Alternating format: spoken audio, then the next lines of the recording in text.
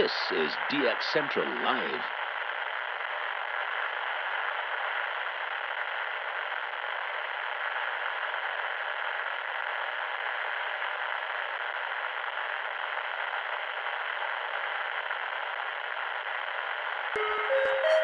This is DX Central Live.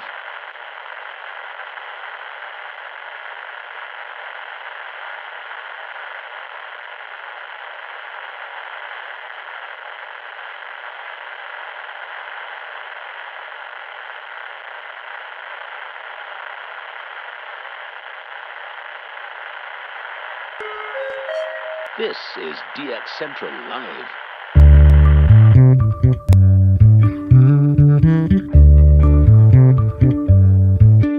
Welcome to DX Central Live, Season 5.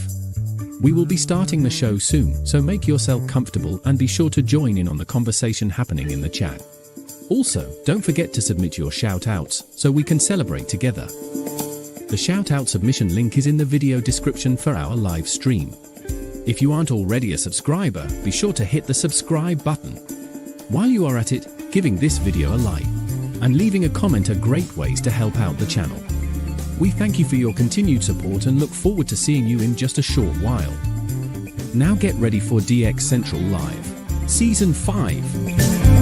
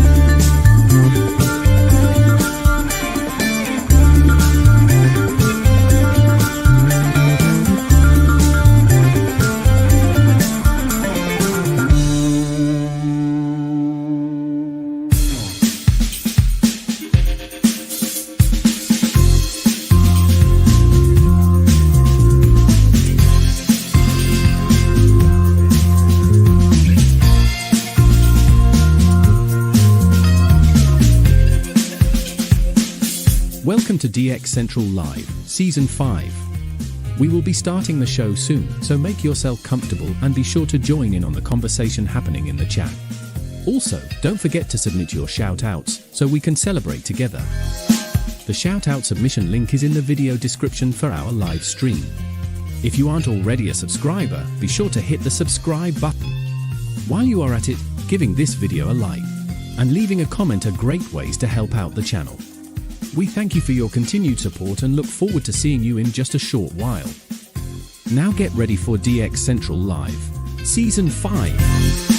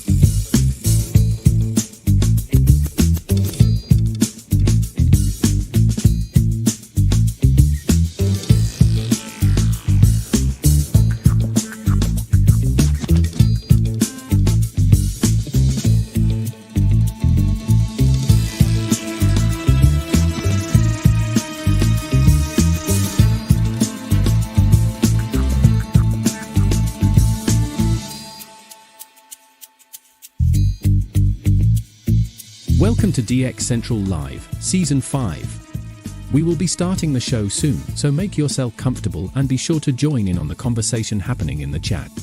Also, don't forget to submit your shout-outs so we can celebrate together. The shout-out submission link is in the video description for our live stream. If you aren't already a subscriber, be sure to hit the subscribe button. While you are at it, giving this video a like and leaving a comment are great ways to help out the channel. We thank you for your continued support and look forward to seeing you in just a short while. Now get ready for DX Central Live, Season 5.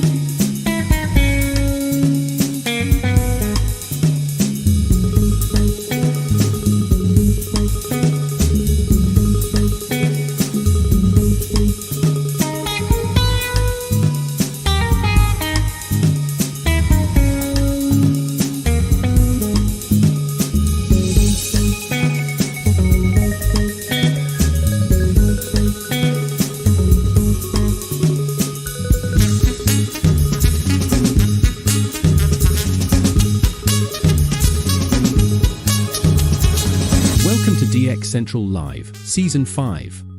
We will be starting the show soon, so make yourself comfortable and be sure to join in on the conversation happening in the chat. Also, don't forget to submit your shout-outs so we can celebrate together. The shout-out submission link is in the video description for our live stream. If you aren't already a subscriber, be sure to hit the subscribe button. While you are at it, giving this video a like and leaving a comment are great ways to help out the channel. We thank you for your continued support and look forward to seeing you in just a short while. Now get ready for DX Central Live, Season 5.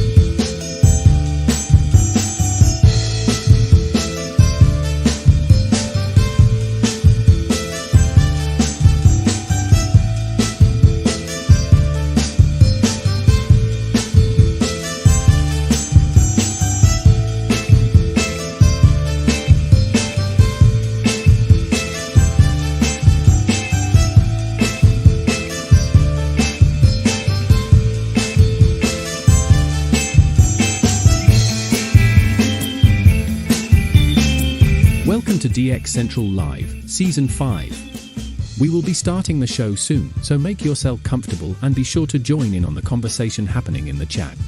Also, don't forget to submit your shoutouts so we can celebrate together. The shoutout submission link is in the video description for our live stream.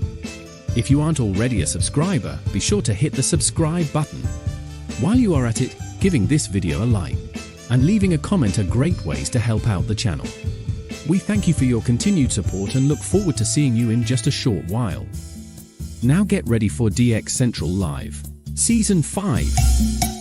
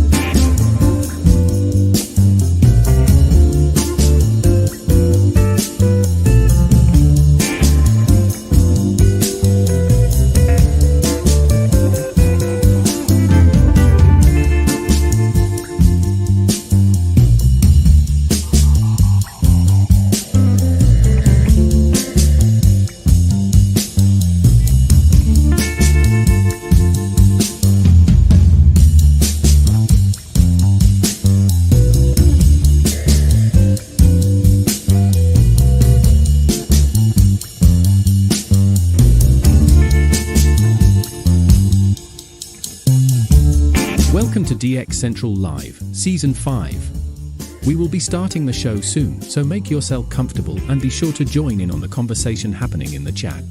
Also, don't forget to submit your shoutouts so we can celebrate together.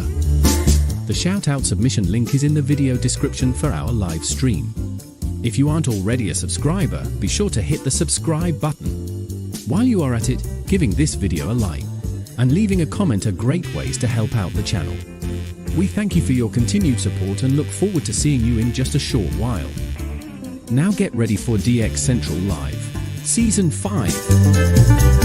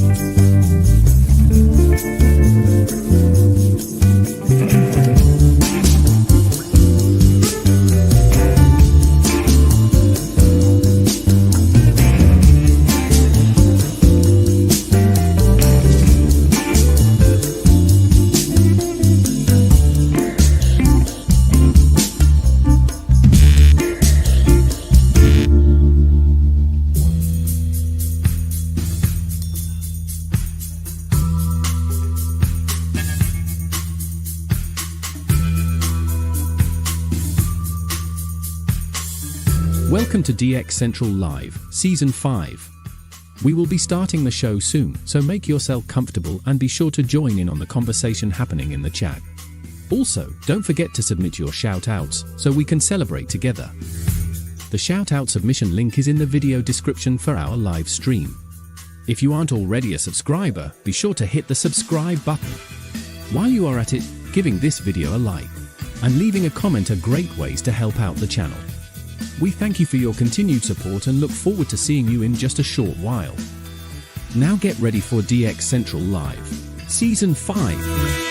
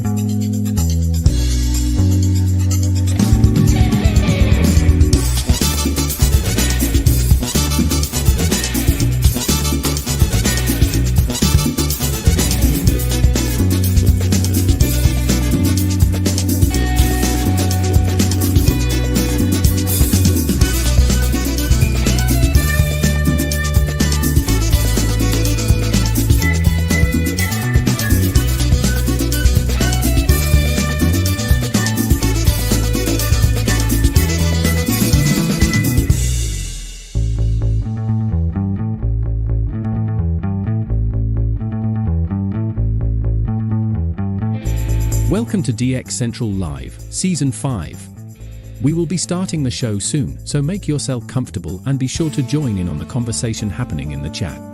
Also, don't forget to submit your shout-outs, so we can celebrate together. The shout-out submission link is in the video description for our live stream. If you aren't already a subscriber, be sure to hit the subscribe button. While you are at it, giving this video a like and leaving a comment are great ways to help out the channel. We thank you for your continued support and look forward to seeing you in just a short while. Now get ready for DX Central Live, Season 5.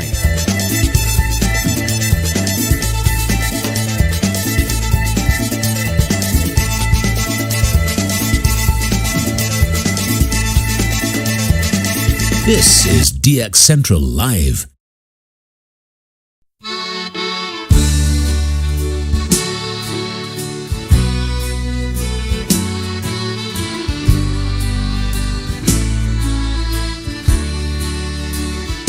In the night, so dark and quiet, frequencies hum low like a riot, tuning in with all my might, searching for a voice in flight, Cajun air, It holds the sound, radio waves from town to town. Static crackles, mix and turn, waiting for that name to learn. Signal fades, the name's unknown, trying to catch it all alone. Mystery calls, the night, my friend, searching till the very end. Moonlight dances on the dial, rumbling with that Delta style. Notes float softly in the wind. Still I wait for news to send. Signal fades, the name's unknown, trying to catch it all alone. Mystery calls, the night, my friend, searching till the very end. Bayou whispers keep me still, craving for that lingering thrill. Misted voices lost in haze, echoes in this southern maze.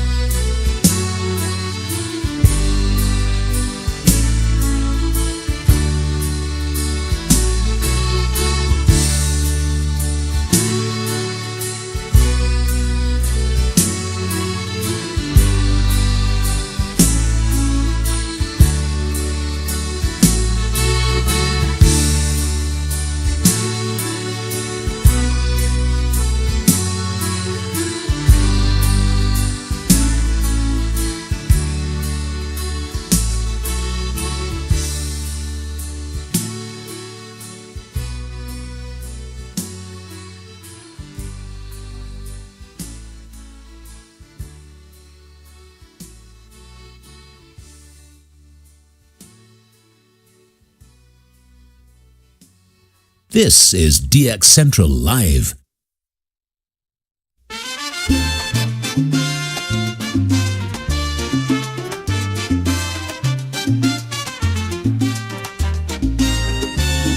He's got his antenna way up in the air, dreams of Latin music out there somewhere.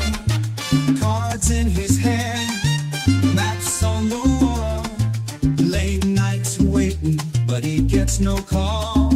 All those radio waves, they play with his mind, searching for signals, but they're so hard to find. From Puerto Rico to faraway land, tune in the static, still no guitar in hand. He's there in the darkness, waiting for a sign, humming to the silence with a hopeful line. But the airwaves are quiet, nothing comes through, just another night, feeling deja vu. All those radio waves, they tease and they taunt, with promises of rhythms, but give him just one. From Puerto Rico, he's searching afar, dreams of a broadcast beneath the bright star. And in his small room, by the glow of the moon, he waits for a melody, morning or noon. Signals may fail, but his hope never fades. Seeking the music, his spirit demands. Another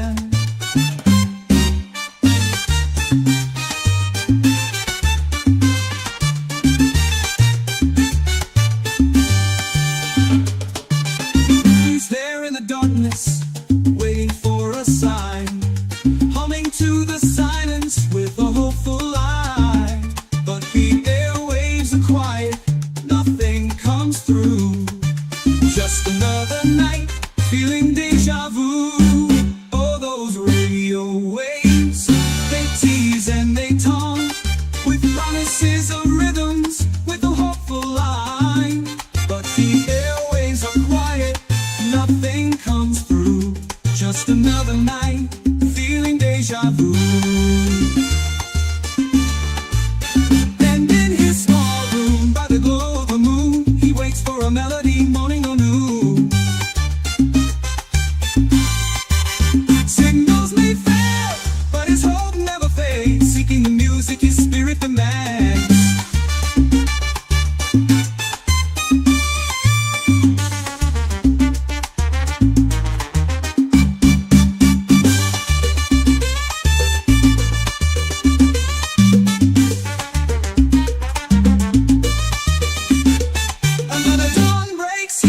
The dial with every sunrise, he promises a smile. Someday the frequencies will carry his tune. Till then, he dances to the rhythmless boom.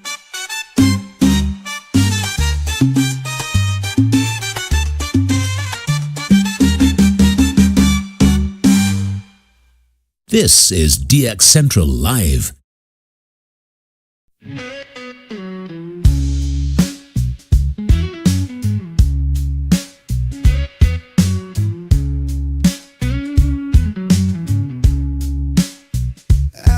My radio on, just trying to get on it, but my baby says no way, so I'm stuck in this chair.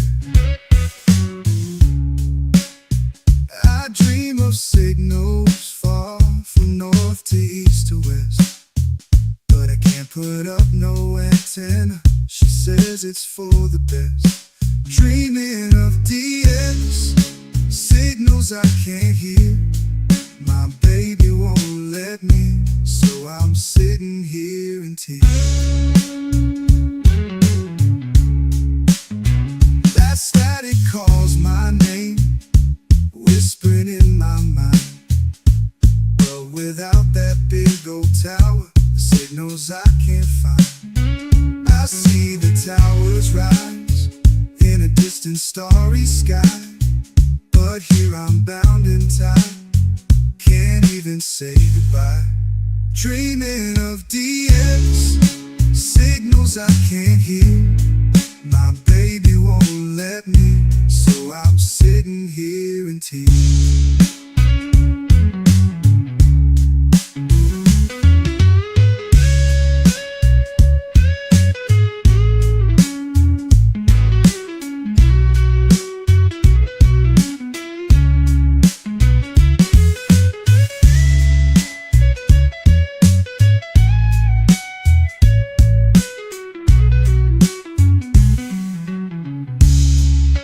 Dreaming of DX signals I can't hear.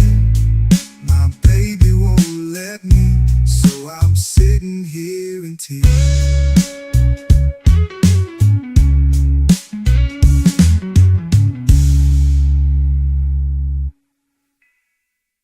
DX Central Live is brought to you in part by...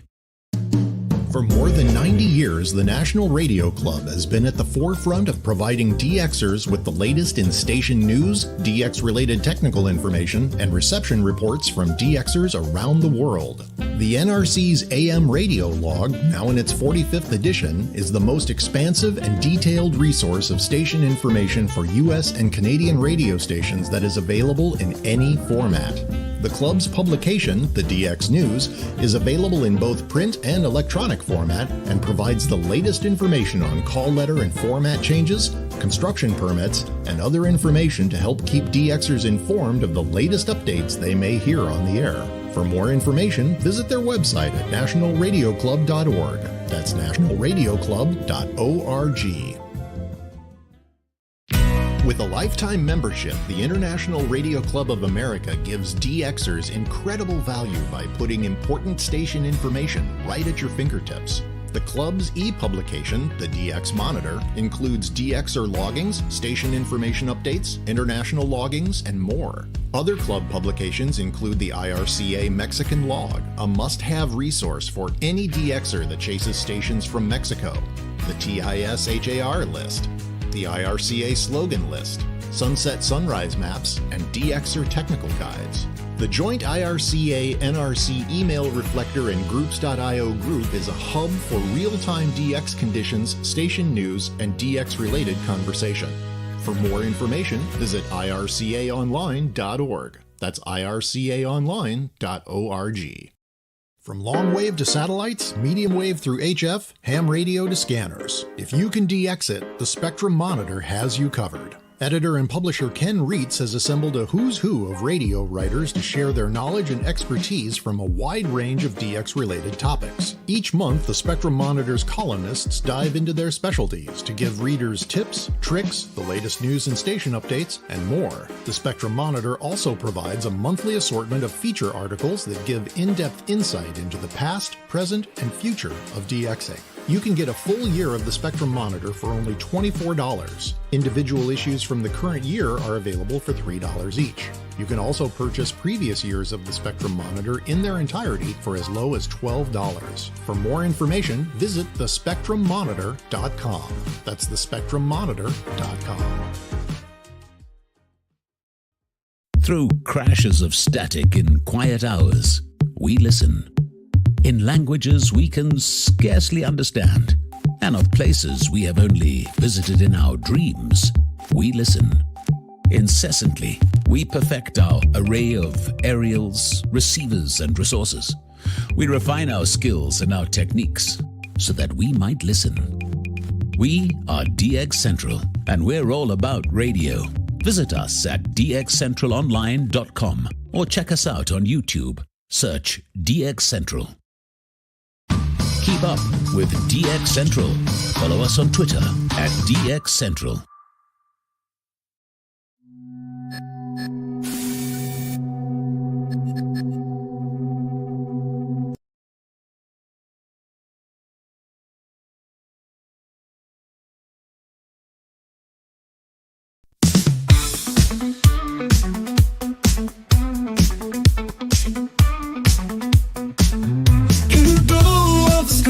It's a Friday night, rolling in the north shore, setting frequencies right. AM and FM, the airwaves collide. DX Central Live, where the signals can't hide. Tuning in the static, chasing down the sounds. Every single signal is magic we have found. All radios hum, the chatters all agree. DX Central Live is the place to be. Folks in the chat, shout out your call. From east to west, we're breaking down the walls. It's the magic of the night, where frequencies fly. Join us now on DX Central Live. From the Gulf South to your corner of the world, this is DX Central Live. now here's your host, Lloyd Van Horn. From the North Shore Studios here in Mandeville, Louisiana, Studio A. It's DX Central Live on a Friday night of DX. You guys had a good one? 800 to 840 kilohertz? Been treating you good? I'm actually kind of surprised. I felt like it was a struggle. It was a struggle. It was. And I didn't know that I was getting as much as I was, but I actually had a pretty decent week. So we'll talk about that. There's some of us, though, that had a phenomenal week. Jacob in the chat is Airplane Engine. I'm sure he'll show up here in a bit. Jacob had himself a week. California, Washington, Utah, Wyoming. I mean, all the stuff that all the rest of us are like, I wish I could hear. Jacob was just like, yep, got him. So I'm sure we'll hear from him this week in our shout-outs, hopefully. What all he heard. No, Dennis got a new country. Stephanie was out doing some cruising in the Gulf of Mexico and got to hear some stuff that normally is hidden from her here on the East Coast and from her hacienda there in the Southern California. So very excited to share some of the things that she heard on her XH Data D808. And of course, we got your shout outs to hopefully get to dxchallenges.com // I always hate when I do that /shout outs. Get those shout outs in there. And dxchallenges.com /shout outs, and you can get yours in. We can saw some logs, we can stamp some passports. Hopefully, let us know what you heard, and we will make sure we share that. It's AM, FM, weather DX, TV DX. Hell, throw shortwave and ham radio in there. If you had a good week on the dials, we want to know about it. We got some cool stuff to talk about tonight. We got a new challenge heading our way. Of course, our medium wave frequency challenge that we've been doing every week, a different frequency range. Well, this week we're going to crank it up a notch for the next couple of weeks, actually. So we'll talk about that in the next hour. We'll be talking a bit about the TEF 6686 and all the glorious things that you can do with one of these radios. I have a desktop model sitting over here. There's a portable one right behind me over here. Well, that desktop model is now in service full-time as a autologger for FM RDSD codes. So we're going to talk about what that all entailed and how the process actually went. It was actually pretty painless. And I do plan on doing a video. I just ordered a new one. So I do plan on doing a video on that process to help everyone out who might be interested in using the TEF for their auto logging and keep that SDR for live DX, free that SDR back up for that. That's what I'm going to be doing. So we'll talk about that this hour. We got some FM DX to do, Meteor Scatter recording review. And we do have a look at the Tropo forecast and some other stuff. But before we go too far, I do want to do some live DX because that's why we're here. This DX session brought to you by the International Radio Club of America, IRCAonline.org. Go there, get some more information by becoming a member. It's a lifetime membership for the IRCA. We want to thank all of our sponsors, the International Radio Club of America, IRCA, the National Radio Club, NRC, nationalradioclub.org is their website, the Spectrum Monitor magazine, thespectrummonitor.com, and Teak Publishing are sponsors of DX Central Live that help us bring this to you every week. So we're going to start off tonight, hopefully quiet conditions. Let me just gander over here at the... Okay, yeah, we're good so far. We've had a noise problem that's popped up in our neighborhood here that has been just absolutely annihilating our antennas, especially the southern KAZ. So we're going to DX as long as we can. We might do a lot of it tonight on this, though. This is our Perseus, or rather our Kiwi here at DX Central here in Studio A with me, and we're using our 22 by 72 foot SuperLoop. This one is right now pointing at 15 degrees. We also have here at our disposal, we do have the Kiwi KAZ. This is the shortwave central Kiwi that we have up and running as usual with 150 degree orientation. It's a 25 or so by 72 foot elevated KAZ antenna. And we'll hopefully be able to swap that around to a northwest orientation here pretty soon at 330 degrees. I got to get another feed line, a longer feed line to stretch to the other side of the yard. And we also do have here our Perseus with our east-west SuperLoop that used to be on the Kiwi. I swapped those around a little bit. So we'll also be checking the Perseus tonight for conditions. But let's start off here on the DX Central Kiwi. We're sitting on 840 kilohertz. It's right around sunset. We're looking at 15 degrees, so hopefully it's going to give us a lot of the Louisville, Kentucky, let's be honest. But hopefully we can get down some of these stations to the south that might cause us interference from the New Orleans area, and let's see what's coming in. 60 or older with a chronic condition like asthma, COPD, heart disease, or diabetes. Check eligibility and schedule an RSV vaccine at Dennis said he's getting some gumbo. Sponsored by Pfizer. I'm Julian Edelman. I'm Rob Frankowski. Yes, Barry, he did. Sean got his frequency stuff. He did a reboot, I think, and it, or I think he unplugged and he reinstalled the software. That's what he did. Reinstalled the software, and that fixed him up fine. So he got all those taken care of. All right, so 840 right now is WHAS. 830. That is our local here, our KGLA here in Norco, Louisiana. I've got a fun story to tell about these guys a little later on in the show. We'll tell you a fun story about them. Let us see, though, if we can maybe get rid of them and hear what's underneath them with the channel null here in Kiwi.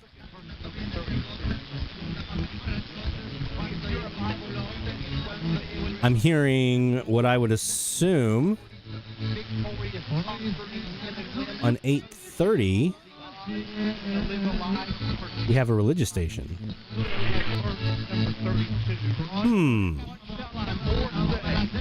I'm assuming that's Memphis, WUMY.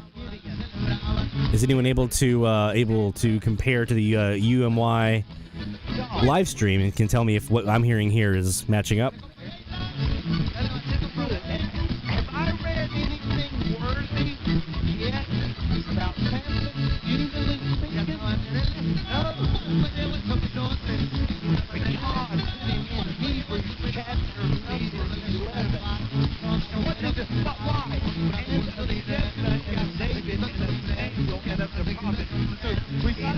This is our 15-degree SuperLoop, looking mostly north.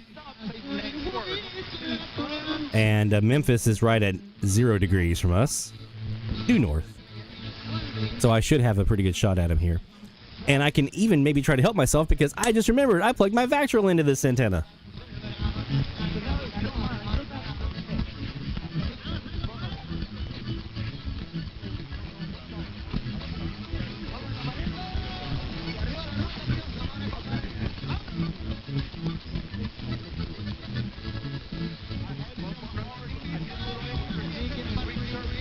There we go. Almost certainly Memphis. Yeah, that's what I was thinking. We're pointing pretty close to him here.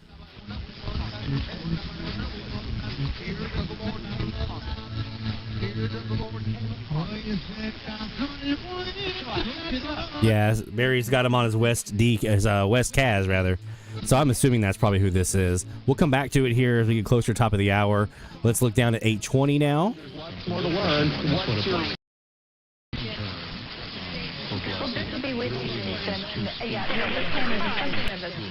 You got a couple of stations here, which is interesting. Fort Worth is probably one of them, obviously. Largo is probably another one, WWBA. A lot of folks were hearing November 1st as a potential time. But to go ahead and hit Iran tonight shows them that they have to be ready 24/7. I think, this will be a more forceful strike than the one, as Trey just reported, that followed the April 13th, 14th Iranian attack on Israel. They could strike potentially military targets. But the question is if they hit anything that's sensitive in terms of their nuclear program. And, they've said very clearly they're not going to strike the installations. I'm thinking the station with the male underneath her, she's WBAP, I guarantee. The station underneath her with the male talking is probably WVSG in Columbus, Ohio. And how badly they've disabled Iranian infrastructure. Yeah, we were being told that the White House has called a lid for the night. If anybody has a line on what they're carrying right now. Issue any other statements at this point. Which would be new for this week. I have not heard them this week. 30 in the morning there in Tehran. The precision, I think, of what the Israelis are doing here, they're certainly going to great lengths to say, hey, this is a retaliatory. We're trying to degrade your opportunity to hit back at us, but we're not trying to escalate it. Is that the right messaging? Do you think that's permeating? And what effect does that have on the psychology of war? That, of course, is the desired effect. And Trey used the word deterrence repeatedly. That's what the Israelis... That's going to be my guess is who that is. American wants. We want the Iranians to stop this seven-front war, to stop all of these attacks. There's 775 miles if that's them. I'm going to go ahead and get this entry ready just in case. When they attack, young people at a music festival on October 7th, they just want to kill. And when Americans fall afoul of that, that's just fine with them. So what we need is the Iranians to get back in their box and just in case. Not feel emboldened that they can direct 180. All right, let's go down to 8:10 now. Getting off to a good start. We talked about how well we've been playing in different offense, defense, running game. Just put it all together. Complete game, get off to a good start. Robert? Last week we had over 100 yards. There's one ID, WHB in Kansas City. Underneath. You got a station here on top, probably doing high school football. My guess is WCKA.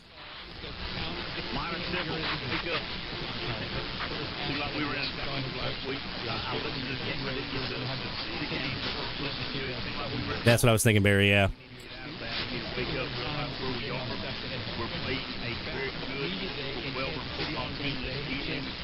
We need to play really good physical football.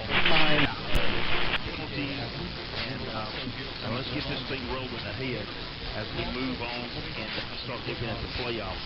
Our Piedmont High School marching the Blue Knights had our national moments. I want to say that Piedmont High School, we heard that last week, didn't we? That wasn't that WCKA? I want to say that was them.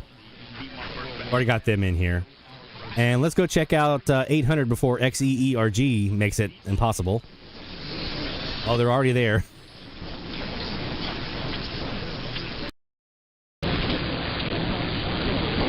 Let me see if I can try to knock him down. Hey, Tom. That's the station down in Monterrey, Mexico. Listen to this. I'm going to put on AM mode. That's wide AM. And they're still nasty. DX Central Live, top of the hour alert. It's top of the hour time frame. We are looking for IDs here on the AM band, starting here on the 15-degree SuperLoop and the Kiwi combination. Let's see what we got. Just so rough. Trying to null them just makes them worse. Hey, David. Hey, Jeff. Glad to have you guys here. Always love seeing the good friends showing up here into the stream, joining us in the chat. Let's take a gander, if we can, here really quick at the 150-degree shortwave central Kiwi and see what we're hearing on the south side of those same frequencies we just checked. So let's start with 840. News Radio. Retirement Solutions with John Hicks, helping you better protect your money. Retirement is about having that money now work for you. Hey, Lincoln. Mamacita's in there. Jerry's in there. You don't have to take a paycheck. It's when you can have a play check for hey, everybody. Your money to do. Let's see if we hear Haiti here at the top of the hour. That's one I'd like to hear. Sunday mornings at 9. Live. If we can get the dancing through the snow. Age-related macular degeneration is the leading cause of blindness in people over 55. So with treatment, it can be slowed down, stopped, and in some cases reversed. Make sure you see your grandchildren grow. Protect your vision by requesting information about diagnosing and treating AMD. Call the Foundation Fighting Blindness today at 1-800-BLINDNESS for a free packet on reversing or managing AMD. Or go to the website fightblindness.org where I find so much helpful information. Or again, call 1-800-BLINDNESS today. With Cybersecurity Awareness Month winding down, LifeLock wants to remind you to update your software. These updates are used to patch up security issues that identity thieves can exploit to gain. Very cool. Lincoln says he's getting the Quotson DX286. I've heard good things about that too on the AM side. I wish it had sideband. I wish it had sideband, which in an area like this, you have to have that. All right. Use my name as your promo code. Did you know you can get your prescription for less at your local pharmacy? You can with GoodRx. It's a free app that can save you money on your medication. Just search for your prescription, choose the pharmacy and the price that works best for you, and then show your GoodRx coupon to your pharmacy to get stuff on time. GoodRx works with over 70,000 pharmacies, including Walmart, Rite Aid, and Walmart. And it works whether you have insurance or not. It's easy to save. Next time you drop off your prescription, check GoodRx. To start saving today, go to GoodRx.com. GoodRx is not insurance. News Radio 840.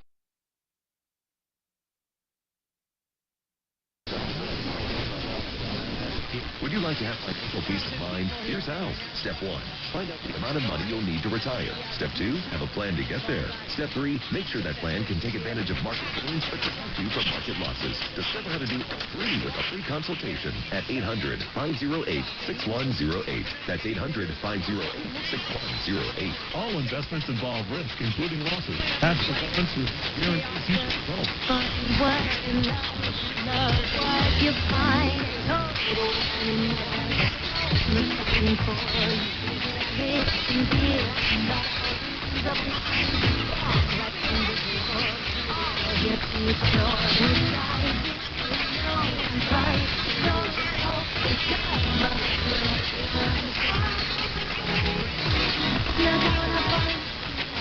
I'm trying to null out the BBAP here on 820. Kind of tough. Even dialing in some vactrol there to try to get them knocked down a little bit. I'm pretty sure that other station in there is Columbus, Ohio. I'm about 95% sure. Heard them here before. Matches the format. Matches what I would expect from that antenna.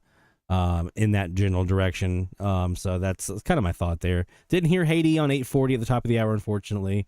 Let's go look and see if we caught anything here at the top of the hour on our West SuperLoop, and take a look at that here on the Perseus. And let's go back and review this. While it's still recording, I'm going back to this topic again.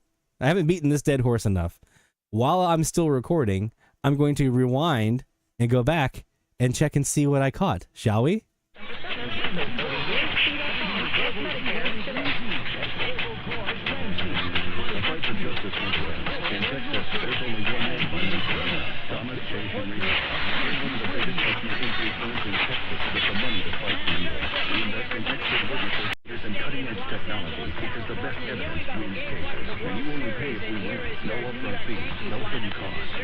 Back to the communities we serve, from school supplies with the money to fight the war. We invest in number 7 window coding UHC.com/Medicare today. The fight for justice never ends. In Texas, there's only one name you need to know: Thomas J. Henry Moore. Live one of the biggest personal injury firms in Texas with the money to fight the war. We invest in expert witnesses. Your annual enrollment period, and as your needs change tomorrow, you can enjoy. There's more than money fights for us. Political advocates or by Texas Defense Fund.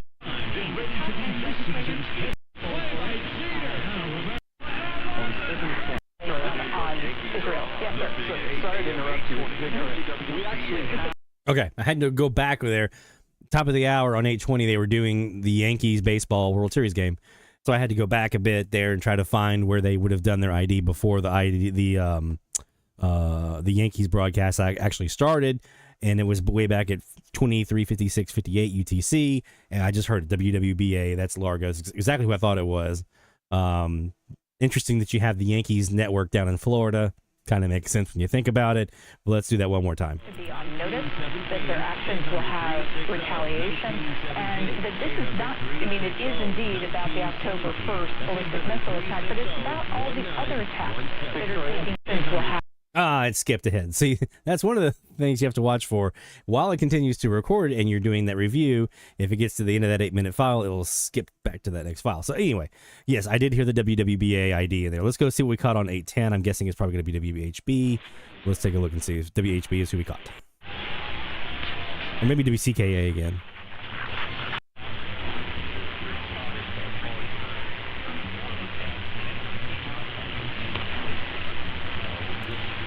Hey, John.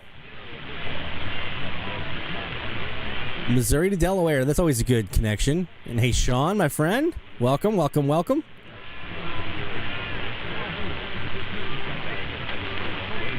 Interesting, Jacob. I only heard KVJY once this week. Only heard him once. And I mean, they were definitely there. I got the ID and everything. But normally they're a bit more prominent here. As you might imagine, Texas to here, not much between us. Some salt water, that's about it. Really not a whole lot from them this week. So, there wasn't much there on 810. Let me just double check 800. Yeah, that's Mexico again. So yeah, we've got, and then KGLA on 830. So we pretty much have saturated top of the hour here. As of these four frequencies, 800, 810, 820, 830, 840, and five frequencies, yeah. So that's probably going to put a wrap on those frequencies for us for this week. Before we move on, one thing that I did want to make sure I start doing again, I'd been doing this for a while and I just kind of forgot to do it, honestly, is let's take a look here at the standings.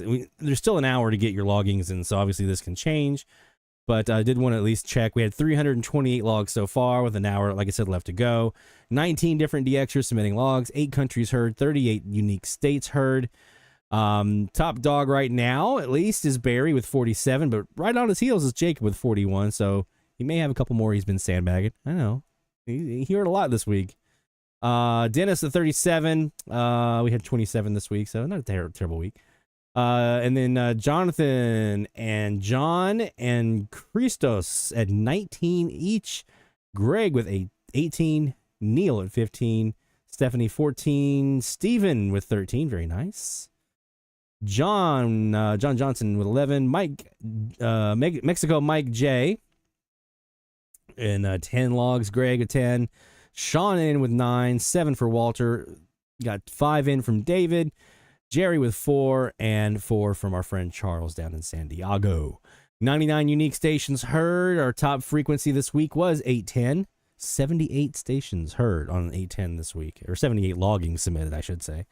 77 right behind on 800. 67 on 830. 55 on 820, and 840 with 51. You can tell where the U.S. Or the East Coast DXers are, right? Because that's pretty much of a wash on that frequency. WHAS was the most commonly heard with 14 logs this week, 14 from WBAP. WCCO, a little bit behind, there were 12. WGY, didn't hear them this week, with 11. Actually, haven't heard them yet here in Mandeville. ZNS, they were all over the place this week. Everyone was hearing them.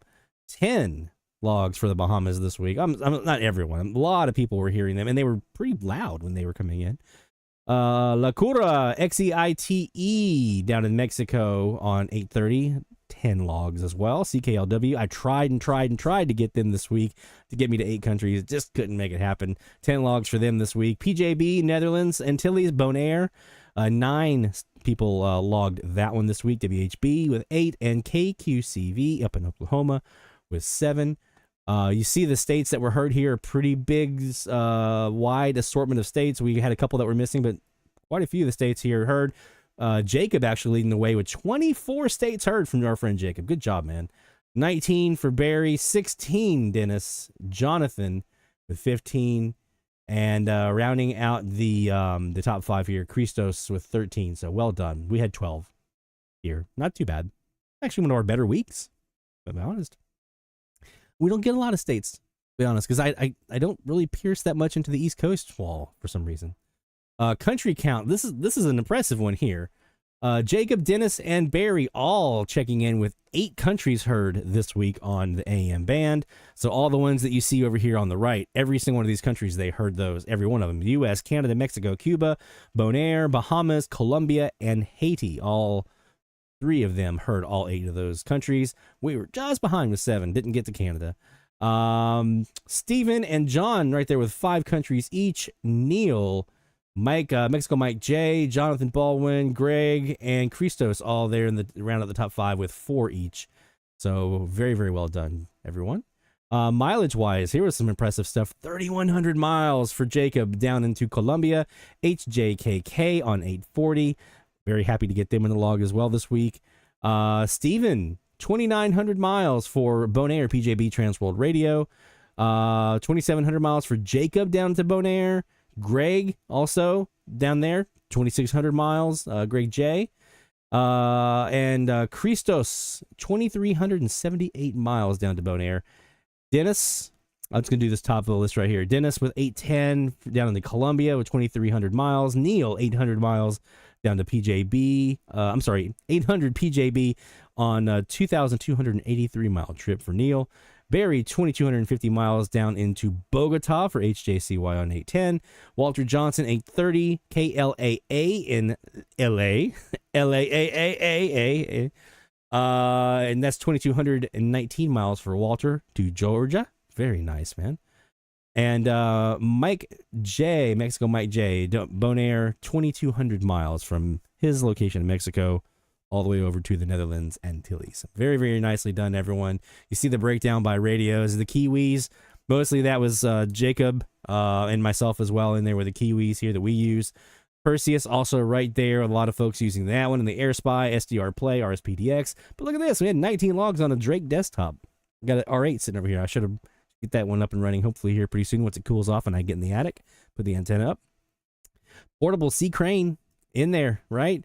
Best antennas or mostly used antennas, SuperLoops, terminated KAZs, DKAZs, and that Wellgood that Jacob and Justin up in Minnesota both like to use. The W6LVP right there with 39 logs as well. So pretty good week this week so far. Again, you still have an hour to get your stuff in for week 4 or week 5 rather before we wrap that up. So make sure, I don't know why this is week 4 there. So make sure you get your logs in if you haven't done so already. And we will be sure to celebrate any successes you guys hear. Be sure to put those in. dxchallenges.com/shoutouts. We want to make sure we have a chance to celebrate your successes. dxchallenges.com/shoutout. And I actually made it to the, you no longer have to log in to do the shoutouts. That was something, I don't know why I set that up that way. I guess I just copied over some settings. I didn't realize that I'd done that. So you had to log in to actually submit a shout out. No longer. You can submit a shout out without having to log in now. So submit your shout outs. Just put them in. I want to encourage everybody to get those in. I don't want you to have to go through a process to do those. The submitting logs for the challenges, yeah, you have to log in for those. But the shout outs, and the reason you have to do the login for those, by the way, for the challenges to submit your logs, the reason you have to do that is so it'll pre-populate all of that information right there. Your name, your email address, your city, your state, all that stuff that we hated having to put in on the Google form every time you submitted a log. That's why you have to do that. So that will pre-populate. All right. We are now 12 minutes into the hour. So I want to take a quick break. When we come back, we're going to look at some interesting developments with the TEF6686 desktop radio. We've already talked about it in previous weeks, but I want to go into a little more of that because I actually did the process today to turn my little desktop TEF radio over here into an RDS autologger, and it is sweet. So we're going to talk about that. Don't go anywhere, my friends. More DX Central Live is coming your way right after this. DX Central, because we're all about radio. Visit us at dxcentralonline.com or check us out on YouTube. Search DX Central. DX Central Live is brought to you in part by... With a lifetime membership, the International Radio Club of America gives DXers incredible value by putting important station information right at your fingertips. The club's e-publication, the DX Monitor, includes DXer loggings, station information updates, international loggings, and more. Other club publications include the IRCA Mexican Log, a must-have resource for any DXer that chases stations from Mexico, the TIS-HAR list, the IRCA Slogan List, Sunset Sunrise Maps, and DXer Technical Guides. The joint IRCA-NRC email reflector and groups.io group is a hub for real-time DX conditions, station news, and DX-related conversation. For more information, visit ircaonline.org. That's ircaonline.org. From long wave to satellites, medium wave through HF, ham radio to scanners. If you can DX it, the Spectrum Monitor has you covered. Editor and publisher Ken Reitz has assembled a who's who of radio writers to share their knowledge and expertise from a wide range of DX-related topics. Each month, the Spectrum Monitor's columnists dive into their specialties to give readers tips, tricks, the latest news and station updates, and more. The Spectrum Monitor also provides a monthly assortment of feature articles that give in-depth insight into the past, present, and future of DXing. You can get a full year of the Spectrum Monitor for only $24. Individual issues from the current year are available for $3 each. You can also purchase previous years of the Spectrum Monitor in their entirety for as low as $12. For more information, visit thespectrummonitor.com. That's thespectrummonitor.com. For more than 90 years, the National Radio Club has been at the forefront of providing DXers with the latest in station news, DX-related technical information, and reception reports from DXers around the world. The NRC's AM radio log, now in its 45th edition, is the most expansive and detailed resource of station information for U.S. and Canadian radio stations that is available in any format. The club's publication, the DX News, is available in both print and electronic format and provides the latest information on call letter and format changes, construction permits, and other information to help keep DXers informed of the latest updates they may hear on the air. For more information, visit their website at nationalradioclub.org. That's nationalradioclub.org. Through crashes of static in quiet hours, we listen. In languages we can scarcely understand, and of places we have only visited in our dreams, we listen. Incessantly, we perfect our array of aerials, receivers, and resources. We refine our skills and our techniques so that we might listen. We are DX Central, and we're all about radio. Visit us at dxcentralonline.com or check us out on YouTube. Search DX Central. up with DX Central. Follow us on Twitter at DX Central.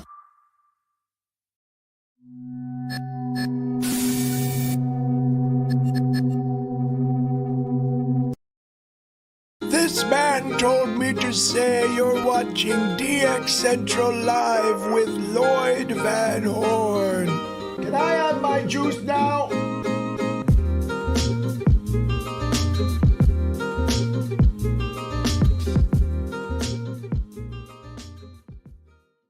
Yo, two boxers in the park, arguing after dark, hog periodic in the hand, talking bands across the land. But the Yagi got the mic, pulling stations late at night, dialing up the distant sound, arguing tech all around.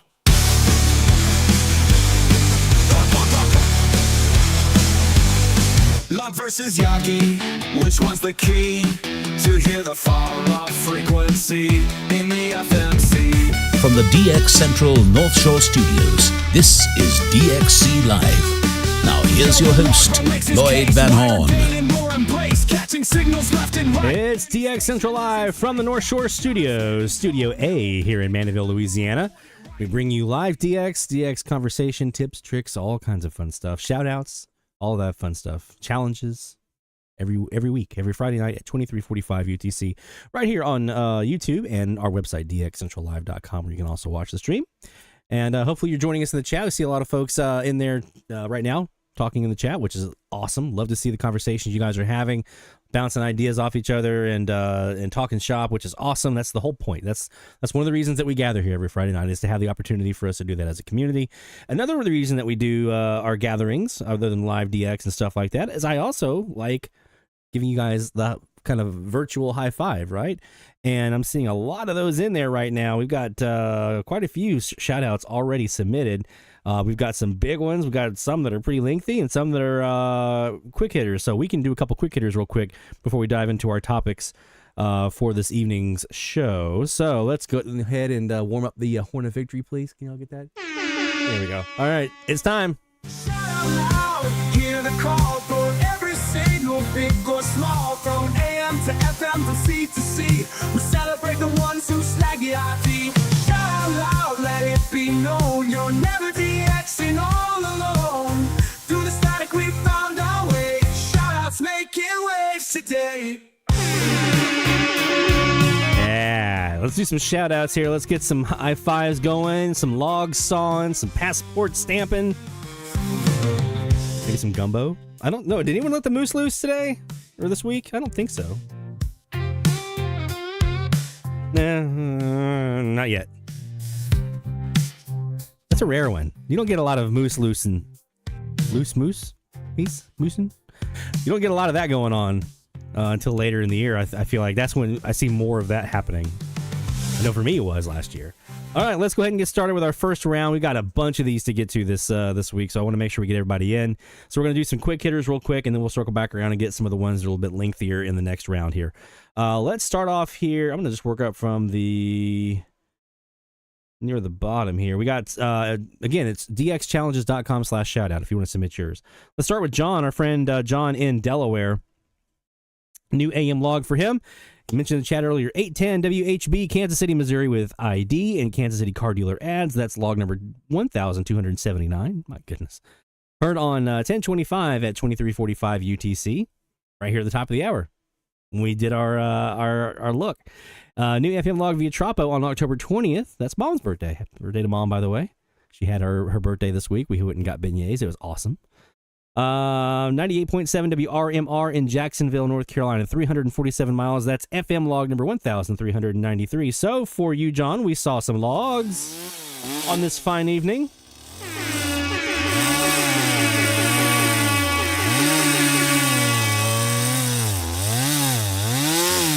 Yes. Well done, John, for the AM and the FM logs there. And we're going to go ahead and mark that one as done. Our friend Sean Kutzko in Champaign, Illinois, had another fun week. It's not a lot of time for DX this week. A few logs to the challenge, only one new one, the HGH 840 Thomasville. Cautionary tale for you all, though. This is what I meant when I said a fun week. I mean that in quotes. He uninstalled his SDR Sharp software to try and solve an odd problem that he was having of hearing a station that was on one frequency, but it was displaying a different frequency. So he was reinstalling the software to try to correct that, and it did. His local DWS on 1400 was showing on 820, things like that. In the process, he accidentally ended up deleting all of his bulk IQ recordings, including everything from the eclipse that we had in April of this year and a whole bunch of top-of-the-hour IDs. Please learn from my disappointment. Make sure you back up your recordings regularly. Yeah. I just ordered a brand new external hard drive, 8 terabyte. It'll be here Tuesday to offload a bunch of, it's two things. One, it's getting room off of my hard drive so I can record more, and B, it's backing all that stuff up, right? So that's definitely something that I highly recommend. Are your recordings, your IQ recordings, your air checks, if you are an air check collector like I am and you like to get those for your own collection or to put them up on YouTube, whatever you do with them, then those air checks are precious. That's our QSLs. Like I stopped doing QSLs in around 2012 when I was sending out just tons of reception reports and getting nothing back. I was like, I'm done with this. I just want to collect air checks now, because an air check, a recording, is a confirmation that you heard them, right? So unfortunately, QSLs are not as prevalent. You can still get them, but they're not as prevalent. Air checks are much easier, and you get to relive that moment. So your air checks, your recordings, back those up, your logs, right, Dennis? Dennis had a challenging end of the summer when his logbook was kaput, and so he's been having to kind of recreate that using an old backup version that he had. Fortunately, we had a bunch of his logs he had submitted to the frequency challenges. I was able to get over to him in some other areas that he had submitted some logs. So that kind of stuff, it happens, right? Computers fail. Like, I have all my logs online, but I still, every once in a while, I download a copy of my logbooks onto my computer just on the chance that maybe something was to happen to Google Cloud and Google Sheets went away. I'd have my logbook still, right? So definitely, absolutely, yes. Cautionary tale for us all in the DX community. And let's do one more shout out here this round, and then we'll come back and do some more in the next round. Like I said, we got a bunch of these this week, which is awesome. Love seeing it. Our friend Charles in San Diego, California, comes this week with XEIT Locura in Mexico City. Heard them underneath KLAA playing Piano Man and confirmed that it was them on their stream. The next night, I could hear Uptown Girl, and again, it was them. That's his first log from Mexico City. So we have two things. I'm going to go ahead and give you the log because you got yourself a new log.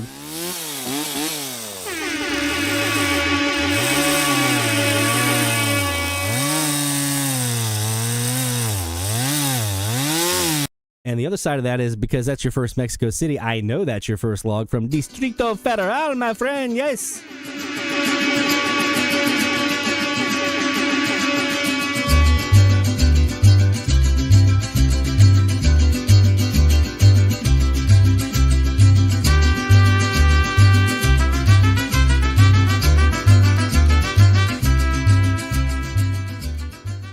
Congratulations, Charles, my friend. You did a great one there. Mexico City from San Diego, that's no easy feat when you got KLAA right in your back door, man. I feel you on that one. Glad you were able to get that one done. We've got a bunch of additional shout-outs we haven't even touched yet. We got Stuart in there. We've got Jacob in there. We've got Tom. Carl's got some shout-outs. Dennis, Stephanie, all on deck here for the next couple of rounds, so don't go anywhere. We want to make sure you guys get your shout-outs in there as well.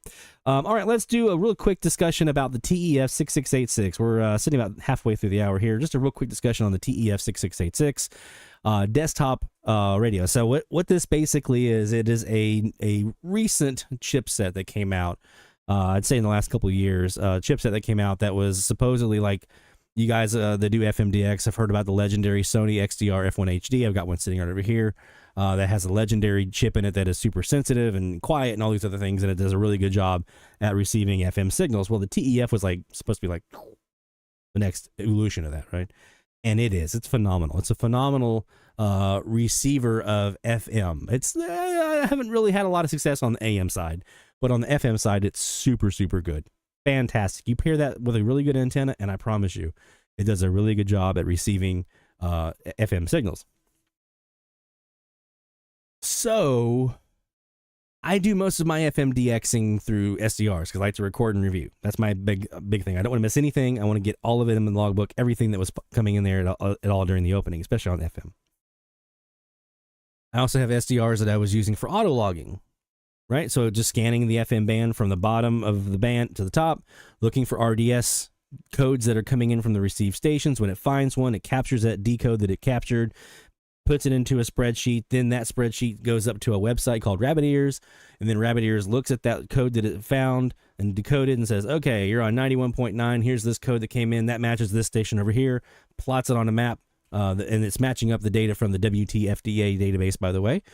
And it puts that on a map and says, you heard the station over here, right? So that map looks a little bit. If I can pull this, I want to get the right one.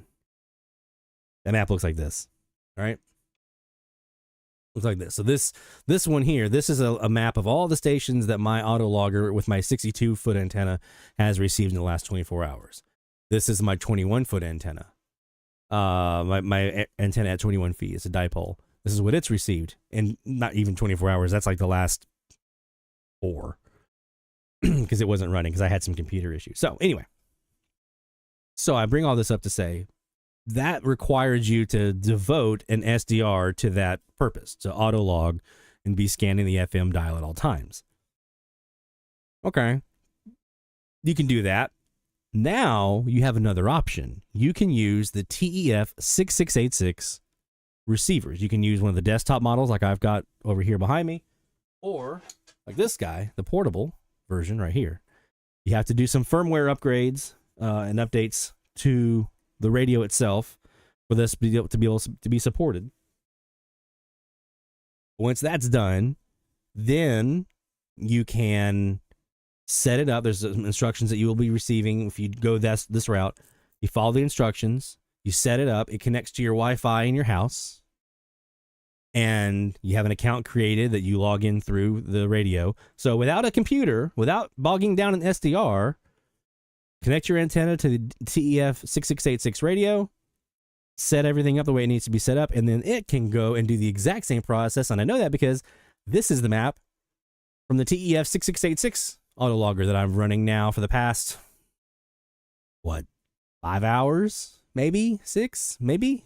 Not even that, probably. Time received 11:36. So, okay, 7 hours. So from 11:30 this morning to now, this is what I have received on that TEF 6686. And that's using the exact same antenna that is on here. Right? So this and this, these are right now both using the exact same antenna. One is the TEF, one is the Airspy HF Plus Discovery. Okay? So, what does this mean? So this means that I now have the ability to take my Airspy that was being devoted to auto logging, free it up, bring it back over to use for AM DX, live DX, live FM DX, whatever I want to do with it, right? It's now back in circulation in the shack. It's not being tied down to auto logging. The TEF receiver, the desktop, I just ordered a second one today. Okay. From AliExpress, I just ordered a second one to put back in the back in Studio B on my 62-foot antenna. It cost me, with shipping and tax and all the other stuff, it was like $70. Okay. You can't find an SDR that's worth its weight, right, for DX. You can't find a SDR that's worth its weight for DX for that price. You just can't. These TEF 6686s are super good at RDS decoding and super fast. Like, it's almost instant. In fact, I want to show you something really quick. Let's look in on this process. So you see this little guy right here, this window over here. This is the TEF 6686 radio. It's plugged into my autologger machine, so I can actually monitor it from a distance. Now, boom, you see that DX, that code popped up instantly. That's one of my locals here on 97.1. This is it. This is it scanning through. I'm not doing anything. Hands-free here. It just changed frequencies. It's just scanning the FM band from the bottom to the top, and it's notating every time it hits an RDS decode, and it's submitting those up. I think it on this one, it does it all at once. It throws it all up to the Rabbit Ears website at one time. There's another one, 97.5. That's a local Latin station that we have. It's just going through and scanning it. Now I'm playing with the settings right now. Right now it's set at 10 seconds. The screen you see on the left there, the SDR Sharp, that's the autologger I've been running on the 21-foot antenna.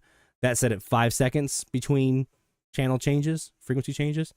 So I'm just kind of playing with the settings there to see where the ideal setting is to kind of give it time, but it's super fast. You're going to see it here in another second here. When it gets to 98.5, it's going to hit another one. Right now it's on 98.1. There's 98.3. That's open. Those are both open. This one's a HD channel that's open. And then it's going to hit 98.5. And it's going to be instant. Bam! 1529. There it is. That's a BYLD here in New Orleans. So yeah, it's super super good at the RDSD code. So I'm going to drop a link into the chat here for you guys for the Discord. Let me put this back up on screen. So this is the Discord channel right here where you have the software. So this is right here is the firmware version. Right now they just actually updated it today at 2:00 p.m. So I already have to upgrade my firmware again.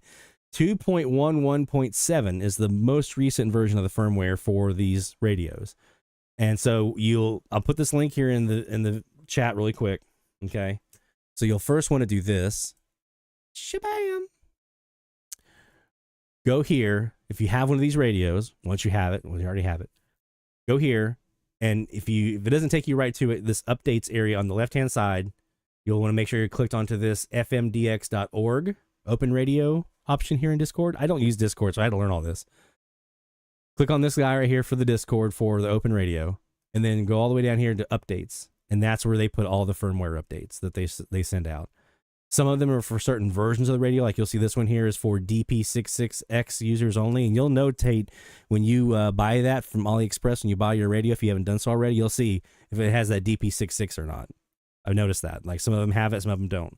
I think it's for like a touch screen or like buttons. It gives you a little bit extra functionality. The ones that I'm using now here don't have that DP666. This is 2.11.7. There's also 2.11.6. This is the version that I'm using right now. You need to be at the minimum. I want to say it's 2.11.4. That's where this functionality for rabbit ears shows up, as in 2.11.4. I would probably say you want to be on the latest one because it's working out bugs and stuff like that. So as they encounter bugs and things like that, they're working on it. This is all open source. It's all free. Once you get the radio, once you buy the radio, the rest of it's all free. And then with the desktop model, the cool thing about it is you plug it into a computer, you download the firmware here. You plug that into your computer with a USB cable. You open up the flash. You tell it what port that is on, and it does the rest. With the portable, sometimes you have to open up the case or get to a button to get at the flash. It's a pain. With these desktops, you don't have to do that. You just plug it into your computer. Done. So that's what I'm going to be doing when we get the new one. The new one will be here. Is coming up on hopefully here pretty soon when the new one gets in. They'll be in the Studio B. Mike wants to know if this works on the DX286. I don't know. I don't think so. I don't know for sure. I don't know if there's a way to update the firmware on those or not. I think it's mostly these guys here. You go to AliExpress. What I usually do is I'll search, go away, TEF6686 desktop. These guys, like this is the desktop. They also have the portable versions that look like this, or that look like, if I don't see the other ones, like I've got back here. That's the stereo one. I always want to get one of those. But this is the desktop version. That's the one that I have, and I love it. It's awesome. I just mute it. It sits over there on the counter, and now it's just scanning. And you can see the prices there's different sellers on here. Trying to remember which one I bought. I usually try to find one that's had quite a few sold behind it, and that's usually the safest way. I don't remember who it was I got mine from today. I think it might have been this one, or maybe that one. One of these two was who I got mine from. Anyway, so yeah, definitely check out AliExpress if you want to get the radio, and then check out that link I put in the chat for the Discord. and that'll help you be able to get everything updated. And then once you've done that part, once you've updated the firmware, the next step is to reach out to our friend Les N1LF. If you're in the Slack, he's in the Slack. You can ping him directly on there. If not, I'll find his email address. I got it here somewhere, and I can put it in the chat as well. Let you guys reach out to him directly. He'll set you up with the account, and then he provides you the instruction sheet on how to finish the setup, because you have to connect it to your Wi-Fi. You have to put your credentials in and some other setting changes and things like that. But once that's done, you restart the radio. Boom! You press a couple buttons, and then you're scanning, and it's amazing. You can see. I mean, I showed you the map. It's already getting quite a bit. So looking forward to seeing how it does with some Tropo and things like that when we start getting little Tropo openings, which we'll be looking at the next hour. We'll be looking at the Tropo forecast for the rest of the week. All right, let's take a very, very quick break because I do want to get back to some live DX here this hour. Our friend Jacob up in Minnesota says he's seeing some good conditions to the northwest right now. So we want to see how that looks on our end here. And we'll announce our new frequency challenge coming up for the next couple of weeks, actually. Very excited about it. It's going to be very spooky season friendly right here on DX Central Live. So don't go to my friend. More live DX and more is heading your way. DX Central, because we're all about radio. Visit us at dxcentralonline.com or check us out on YouTube. Search DX Central. DX Central Live is brought to you in part by... From long wave to satellites, medium wave through HF, ham radio to scanners. If you can DX it, the Spectrum Monitor has you covered. Editor and publisher Ken Reitz has assembled a who's who of radio writers to share their knowledge and expertise from a wide range of DX-related topics. Each month, the Spectrum Monitor's columnists dive into their specialties to give readers tips, tricks, the latest news and station updates, and more. The Spectrum Monitor also provides a monthly assortment of feature articles that give in-depth insight into the past, present, and future of DXing. You can get a full year of the Spectrum Monitor for only $24. Individual issues from the current year are available for $3 each. You can also purchase previous years of the Spectrum Monitor in their entirety for as low as $12. For more information, visit thespectrummonitor.com. That's thespectrummonitor.com. For more than 90 years, the National Radio Club has been at the forefront of providing DXers with the latest in station news, DX-related technical information, and reception reports from DXers around the world. The NRC's AM radio log, now in its 45th edition, is the most expansive and detailed resource of station information for U.S. and Canadian radio stations that is available in any format. The club's publication, the DX News, is available in both print and electronic format and provides the latest information on call letter and format changes, construction permits, and other information to help keep DXers informed of the latest updates they may hear on the air.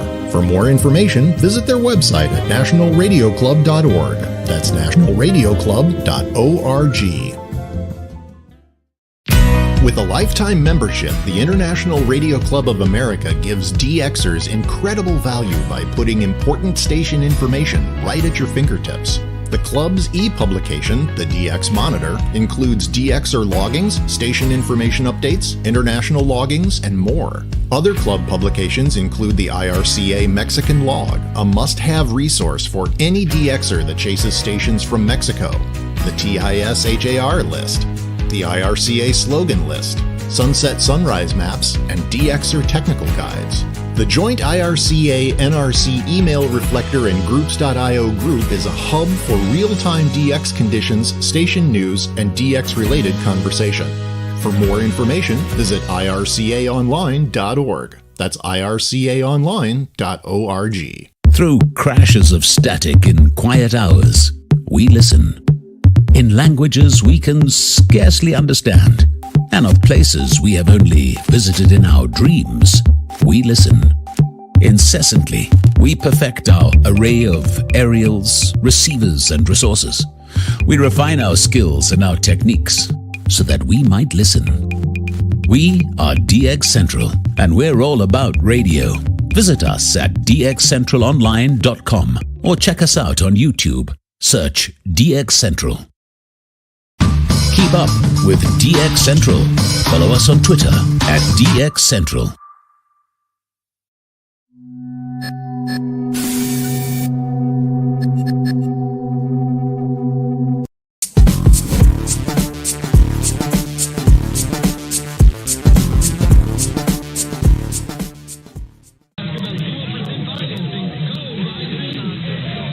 Oh my God! The Piggy Barbecue in West Fargo is the area's #1 spot for legendary barbecue. Smoked daily using the freshest and highest quality meat and ingredients. Come in and enjoy the best ribs, brisket, and pulled pork in North Dakota. The Piggy Barbecue also showcases a full bar with the state's largest bourbon selection. Try our new menu introducing wings and pork and burgers.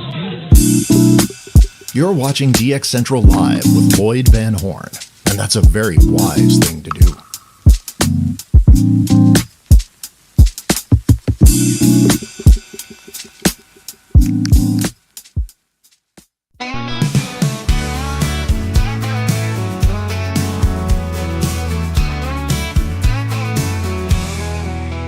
I've been dreaming about new radios down at the hardware store.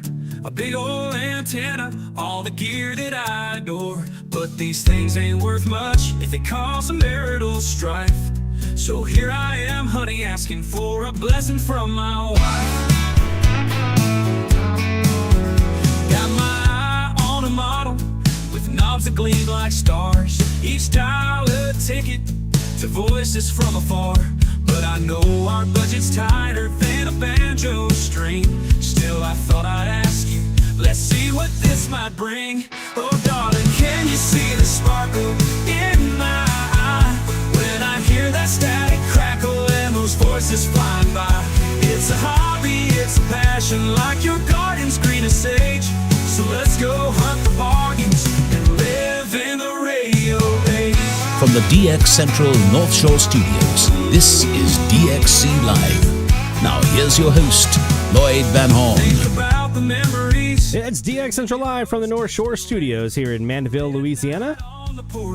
We bring you live DX, tips, tricks, challenges, and a whole lot more. Of course, we do our shout-outs where we give you guys high fives for the things that you've been hearing and celebrate our successes together, stuff like that.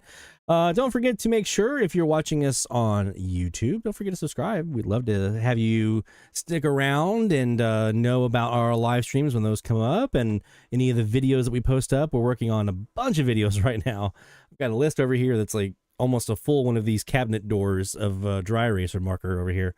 I've got a bunch of those videos to get to. We've got a bunch of those we're working on, so we'll hopefully be posting those as we get into production season here at DX Central Live. The winter, this time of the year, when it's kind of DX season for AM, is always a good production season. Let's do some really quick DX. I want to make sure we have a chance to do some checking of some signals here before we get to our next frequency range.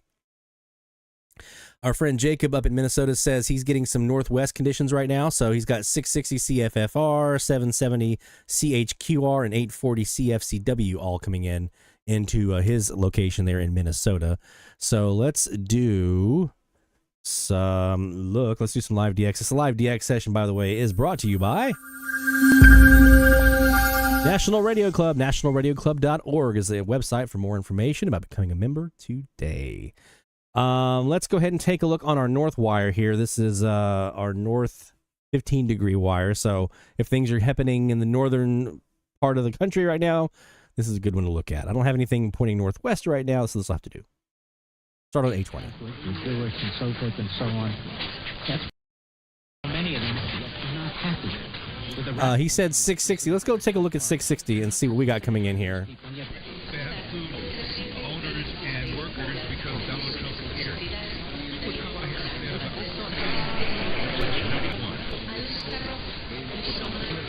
We've got some probably Mexico XECPR in there as my guess. The female probably here and there.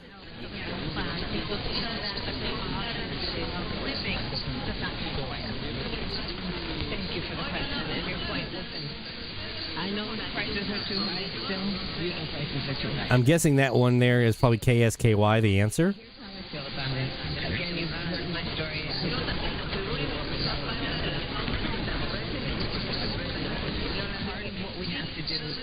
Build what I call an opportunity economy, where people have the opportunity. That vactrol is so cool, man. That vactrol is so cool.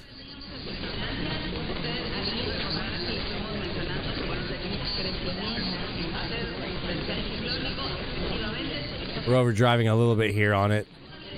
I'm gonna back off the gain just a touch.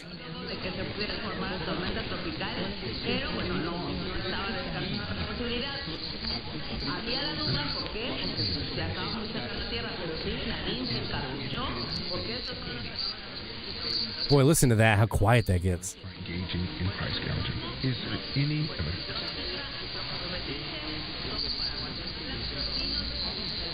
If you got pulled over, let's say you were a person of color, cop pulled you over, and you said to him, "What have I done?" Well, you haven't done anything. We're going to go upper sideband real quick. That you're probably up to something. You would go ballistic. So here she is, accusing people, unnamed people, of committing a crime because it is illegal to engage in price collusion.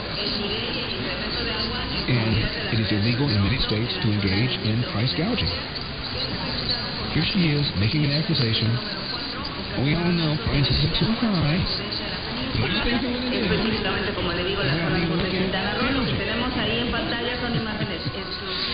888-971-SAG. If anybody's operating a convenience store or a grocery store, give me a call, 888-971-7240. Talk to me about how you determine what your prices are. Next go, Mike, if you're still in the chat, is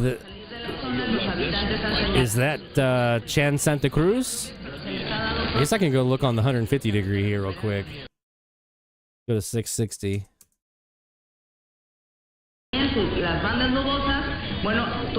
That's got to be Chan Santa Cruz. En Tabasco, en Guerrero, en Chiapas. Lo anterior, bueno, pues también ahí. That's pointing almost right at him. La Marina Armada de México para emplear. And they just got louder. Están en fase de auxilio porque, bueno, ahí en varias comunidades, municipios, por ejemplo, en Jalapa, en Emiliano Zapata, se tuvieron que entregar, bueno, pues... So he mentioned a lot of those Alberta stations just changed, Jacob just did in the chat, they just changed antenna patterns. That brings up a really good point that I want to hit on this next hour, talking about, well, actually, we can do it right now real quick. I got a couple minutes here. Between now and the end of the month of October, this is a fantastic time to do Sunset DX. And the reason, especially when you're looking out to your west, if you're on the East Coast, the reason for that is there's a little bit of a delay right now between actual sunset times, right, where the darkness occurs, and when the FCC calculated sunset time is that these stations have to use to change their antenna pattern or power down or sign off or whatever. So for U.S. stations to your west, between now and the end of the month, this is the time to be looking out in that direction. That's why I'm very close to swapping my 150 here to northwest, 330 degrees, looking for stuff out that way, because this is the time of the year to be doing that. This is the time of the year to be looking out that way, because you'll have this better chance of a darkness path between you and the stations to the west of you before they change pattern or sign off at that FCC dictated time, because there's a little bit of a delay between those two. So right now, hit those sunset times.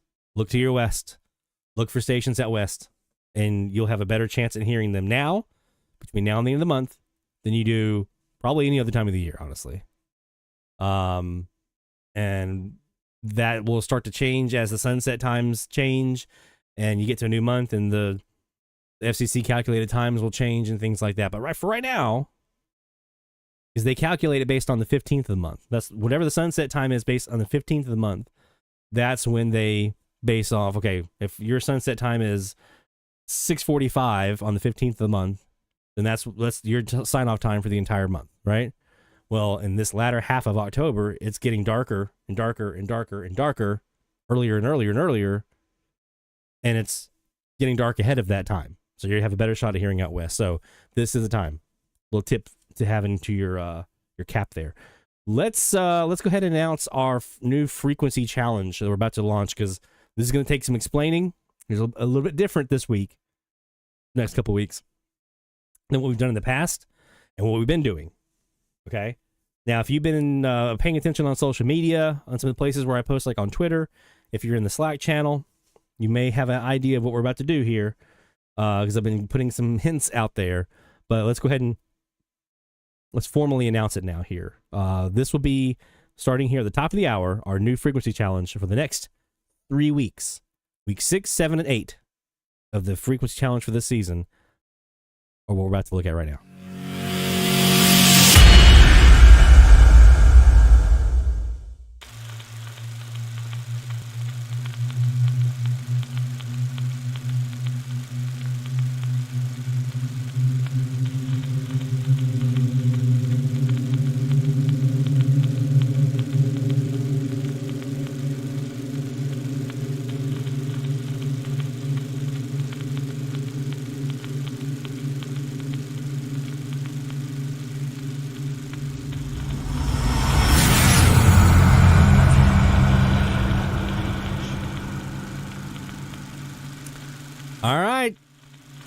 We're doing this 4th annual DX Central Graveyard Challenge.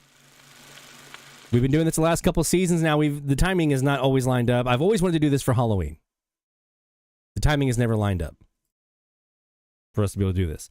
For those who are unfamiliar, when I say the graveyards, there are 6 frequencies on the AM band in the United States that are called the graveyard channels, because you have about 150 stations on each one, give or take, 150 stations on each one of those 6 frequencies.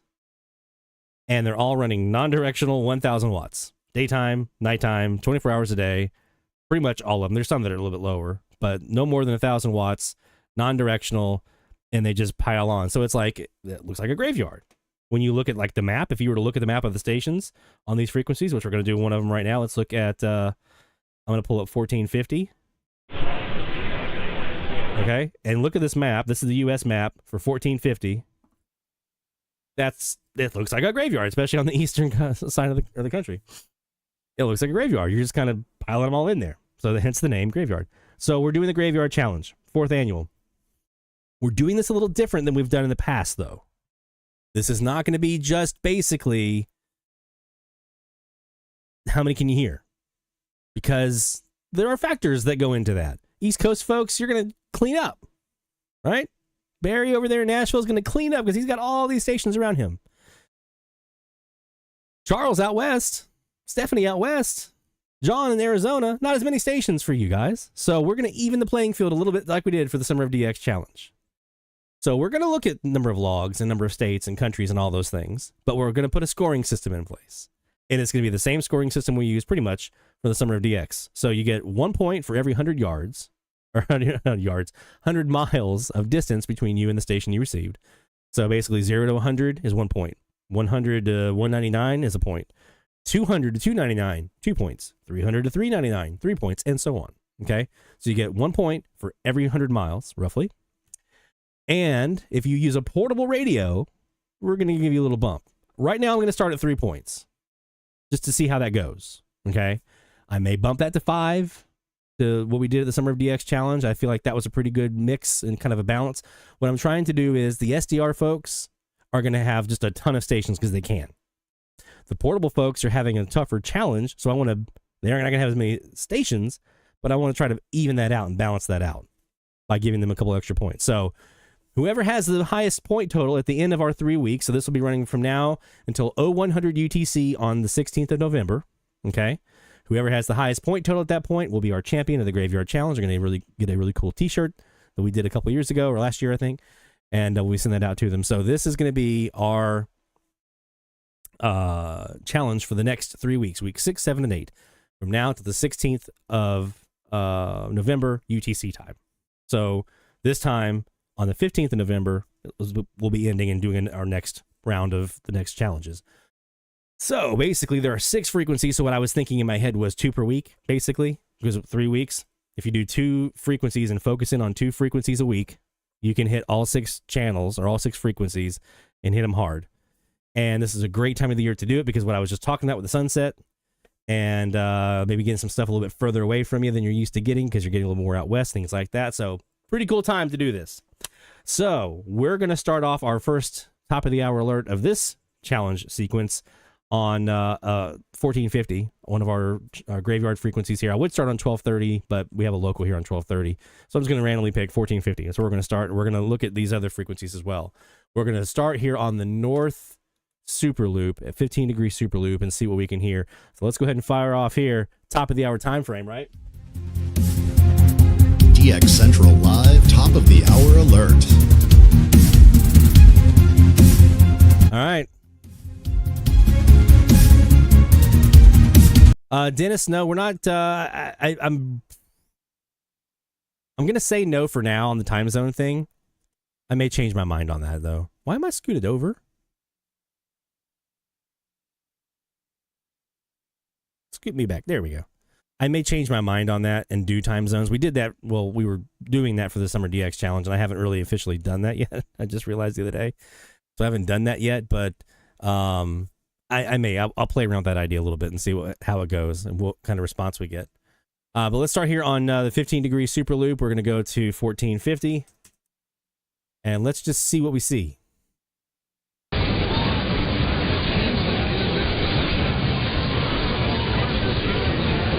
In the next hour, we're going to talk about some tips and tricks for how to do this, because some of you who've been around for a couple of these know this is a challenge. These are hard frequencies to DX on. This isn't a clear channel. This isn't even a regional where you have like 1 or 2 stations you always hear. Like, this is going to be tough, okay? So we're going to give some tips and tricks in the next hour on some things you can do to try to pull some stuff out. But here we go.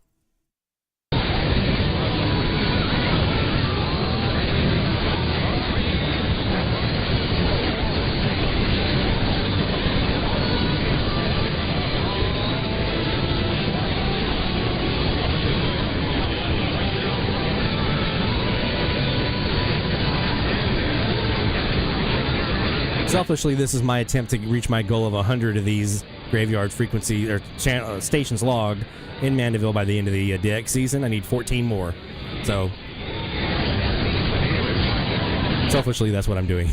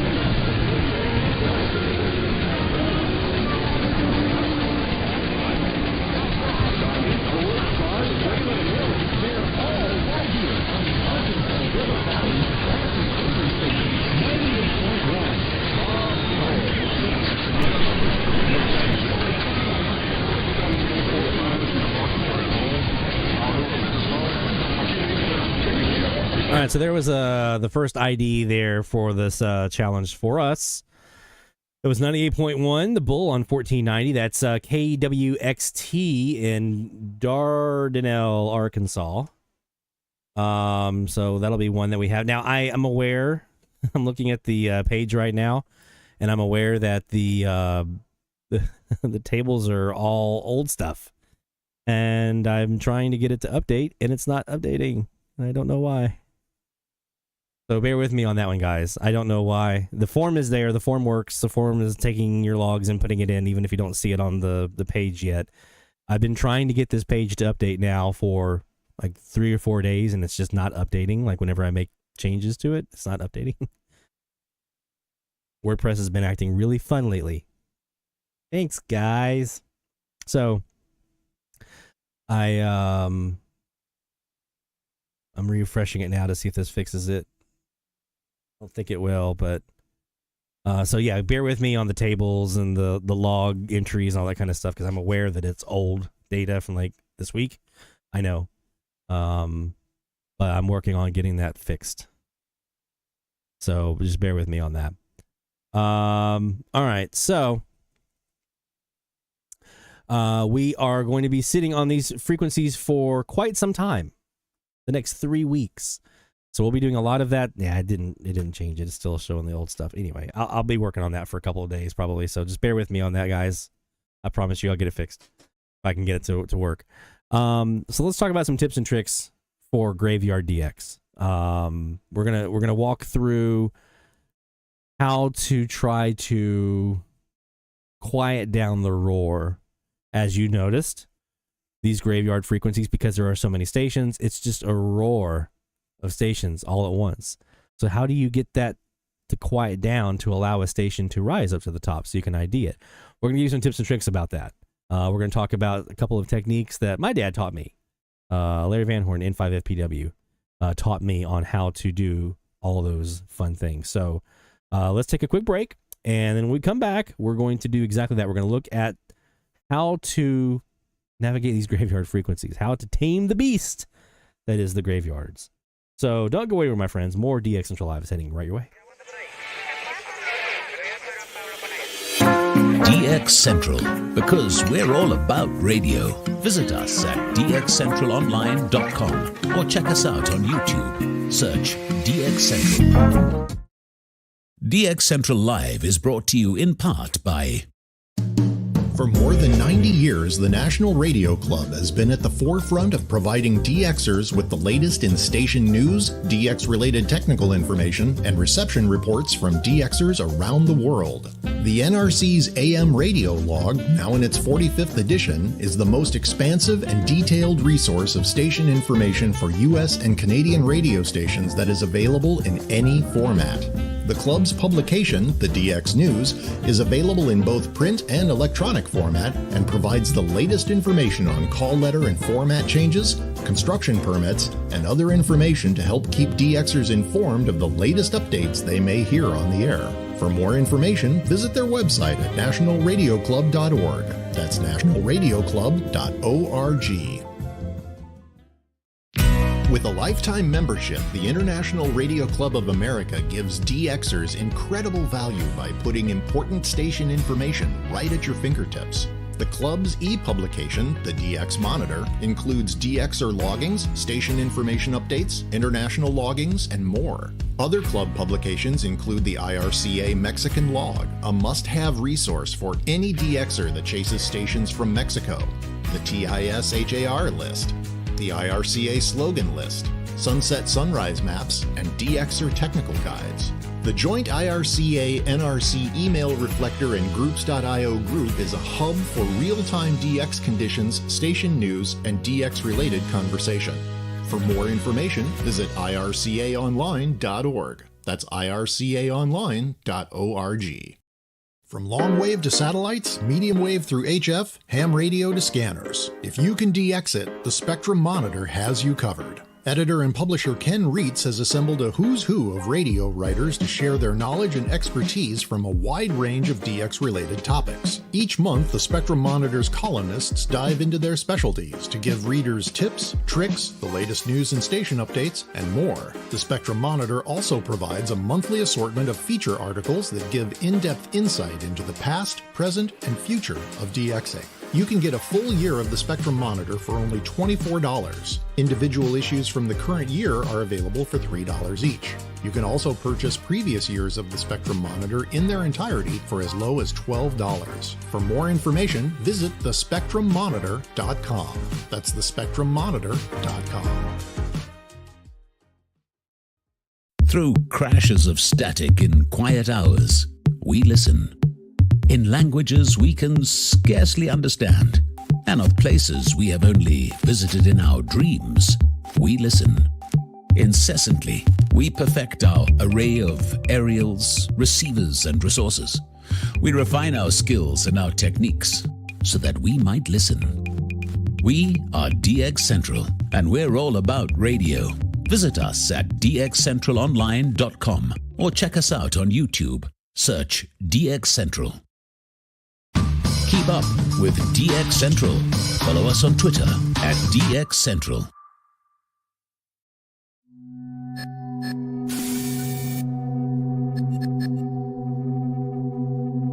This man told me to tell you to watch DX Central Live with Lloyd Van Horn every Friday night. Can you help me out of this chair now?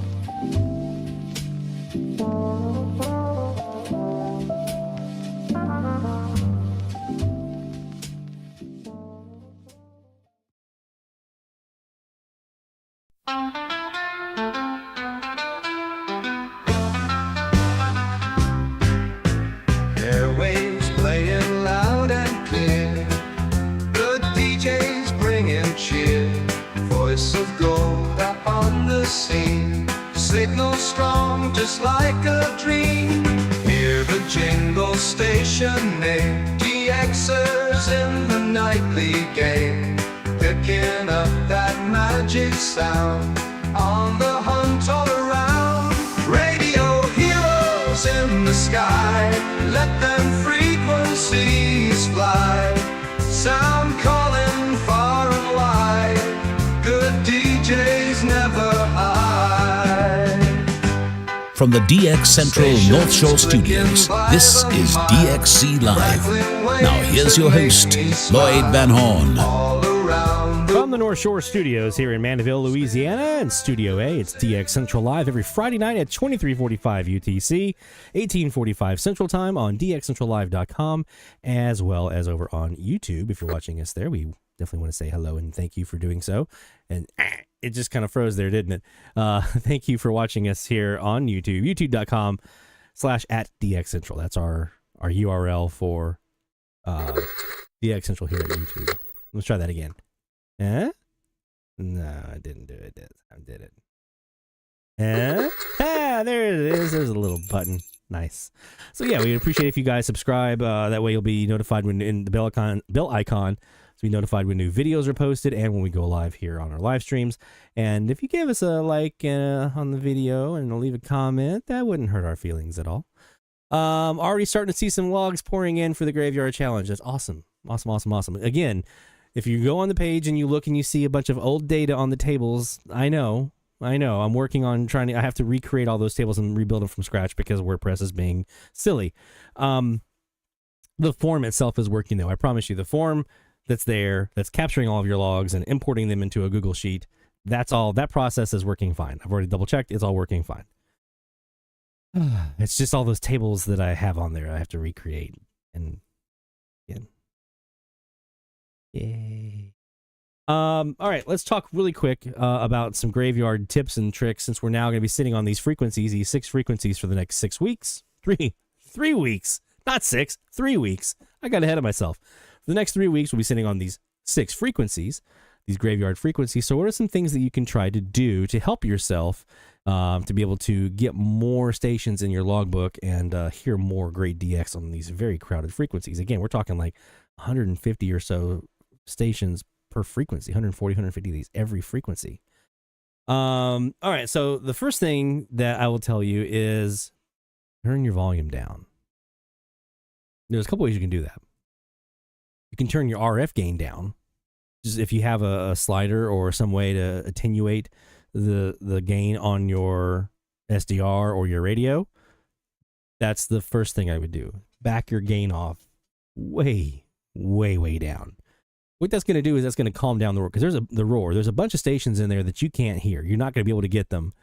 They're not going to rise to the top. And so they're just kind of fatiguing your ears with the roar and making it harder to hear stuff when they do rise up to the top. So back off the gain. That's number one tip that I can give you. If you don't have a variable gain setting on your SDR or your radio, you don't have an attenuation setting, you can just turn the volume down, right? Especially if you're wearing earphones, which I definitely recommend this week, because there are going to be some stations that are weak underneath. They'll ID that you can hear with headphones. You're not going to hear with a speaker DX in that way. But I definitely recommend headphones. I definitely recommend backing off the gain, or if that's not an option, if you don't have a gain or attenuation setting, turn the volume down. And when I'm saying back off the gain or turn the volume down, I mean like way down, way, way down, until you have like maybe one signal that you can hear on top. Okay. That's number one that I would recommend. Number two is the use of sideband, lower and upper sideband. There are some stations, for whatever reason, that are louder on either lower sideband or upper sideband, right? There are times where I'll be on one, and I'll flip to the other, and I'll hear a station that I didn't hear at all on the other sideband. Like, they're just not there. But on the other sideband, they're not only louder, they stick out, and now that I can hear them. Where on the other one, I couldn't. So using lower and upper sideband is going to be your friend this week. Back off the gain, turn it down, either through the gain or through volume, using upper and lower sideband. Especially if you have adjacent channel stuff that you have to kind of deal with. If you're sitting on 1240 and you've got a local on 1230 like I do, I'm going to throw an upper sideband so I can get away from the slop from 1230. If you have a rotatable antenna or something that you can use for a null, yeah, this is a good time to use that. And try to do it, and I was trying to do with my vactrol earlier, kind of the same kind of premise-ish, is I was trying to quiet it down a bit. So I was trying to get to a point where it was a little bit quieter. The temptation would be, let's turn it up until we get the max amount of signal in there. No. I'm trying to back things down. I'm trying to even it out. I'm trying to space it down. So definitely try your hand at, if you have a loop, turning it. And if it's one of those that you can like change the angle, and instead of just the horizontal direction, if you have that third dimension change you can do, right? Do that. If you're on a system like we are here at DX Central, where you have a variable resistor or a vactrol or something like that to control the null on the backside, play with that setting this week. If you have multiple antennas, definitely trying different antennas this week is going to be a good thing to do. Like if you have, let's say you have a northwest and a northeast antenna. Okay, you have two SDRs. One's looking northwest, one's looking northeast. Be recording on both. Be surprised, especially on these frequencies, how different that will be. Now, if you've got really, really strong stations near you, that might not be as helpful on these frequencies. But if you have a little bit more of an open frequency, you'd be very surprised how drastically different one frequency will sound in one direction versus another direction with these directional antennas that a lot of us are using now. So definitely do that. Record as much as you can. Just record as much as you can. I know if you're using an Airspy HF Plus Discovery, center it around, centered on 1340, and you'll have all 6 of those frequencies. No problem. You'll have all 6 graveyard frequencies and then some. But you'll be able to get the entire, if you're using the max bandwidth, you can use you'll get the entire band of graveyard frequencies, all 6 channels, Sunset, sunrise, sunset, sunrise, sunset, sunrise. Now, nighttime, it can be good too. You'll have things that'll fade up and fade down at nighttime. Gray line is always a really awesome time to DX, but this is the week. If you're hesitant or not able to do DX on gray line, that's why I'm saying record. This is the time you want to be doing gray line. I talked about earlier the benefits you're getting from a later FCC sign off, power down, change antenna pattern time than what the actual sunset is right now, right? That's one benefit. But just the gray line this week is going to bring you stuff that you're not going to hear otherwise. And I tend to have this habit, and I'm trying to break myself of it, but I tend to have this habit where I'm focusing on top of the hour. And that's really all I DX off of, is right there from like 58 to 02. Okay? Do some recordings of the entire sunset period, the entire sunrise period. Do that. Seriously. I've got a bunch of logs this week from doing that I would have never gotten otherwise. In the last couple weeks, actually, because I've been trying to break myself out of that top of the hour crutch. Because it's the easy one, right? It's the easy one. You don't have to do as much listening. You just focus on the top of the hour. You get that ID at the top of the hour, or you don't, and you move on. And it's quick, it's easy, and you're just bam, bam, bam, bam, bam. Spend some time, record that entire gray line, sunset or sunrise, or both, because they're going to be different. Okay, you may get completely different stations on in the morning than you do in the evening. Record that entire bad boy. I'm talking like, depending on your location, where you are, an hour before to an hour and a half after. Okay. Ideally, what I try to do is I try to start recording when let's say sunset, when the terminator, the gray line, hits the East Coast. I want to be recording from that point. I'm in the middle of the country. I want to be recording from that point all the way until it's off the West Coast. Once it's off the West Coast, we're in full nighttime mode, and I'm just going to get what I get. But for that gray line period, same thing with the morning. In the morning, I want to get that sunrise in the morning hitting the East Coast, start recording at that point for me here in the middle of the country, and record until it's like 30 minutes, an hour after sunrise.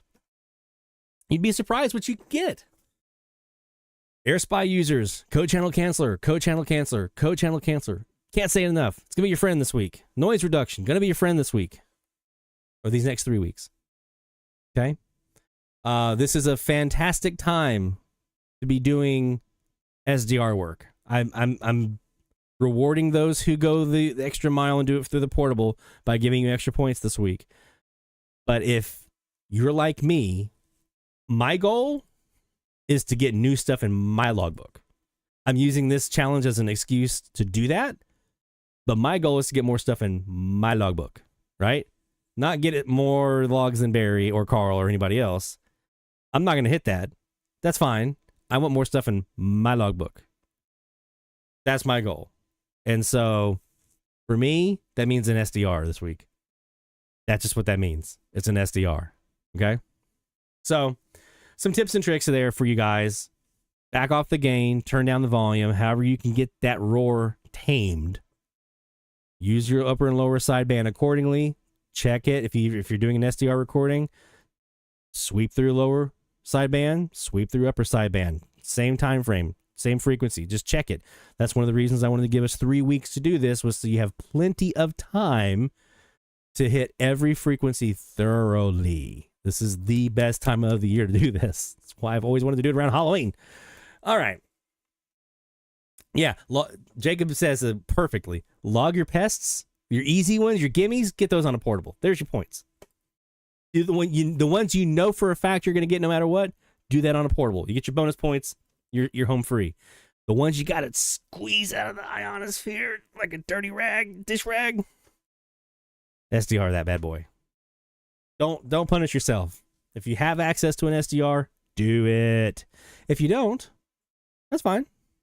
You can still get a heck of a lot of stuff on a portable, on a graveyarder, if you're turning that radio, giving yourself a chance to hear different directions and different looks at those frequencies. You can still do some really great stuff.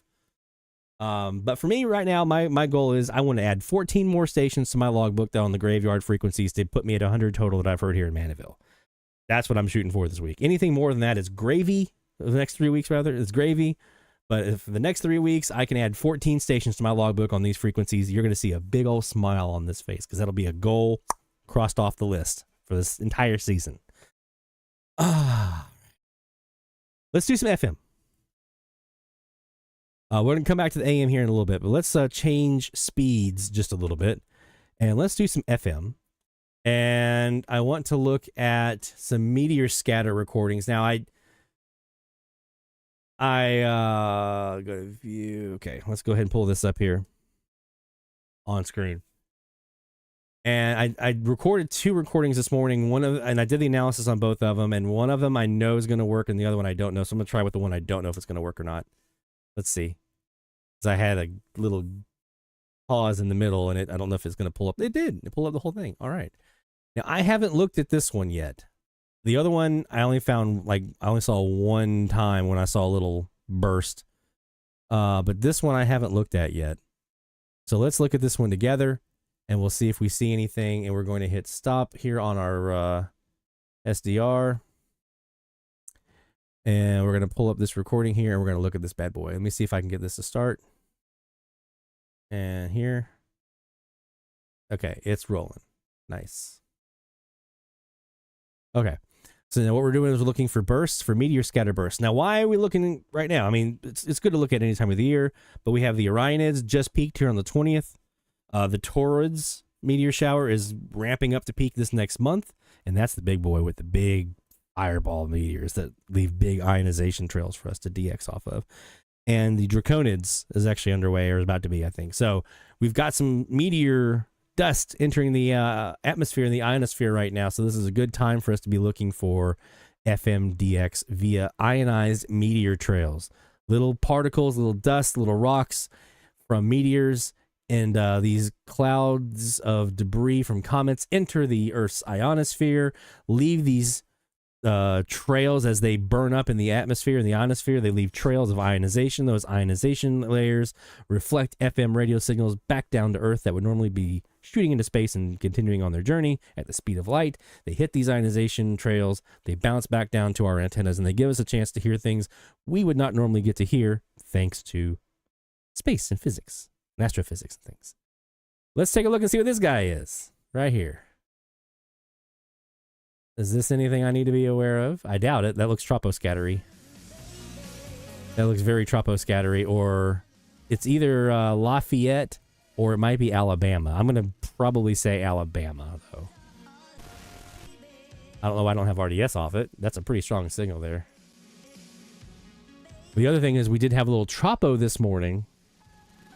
Oh, yeah, that's definitely troposcatter there. That's definitely some tropo coming in. Here's, though, a nice little bit of something. Look at that.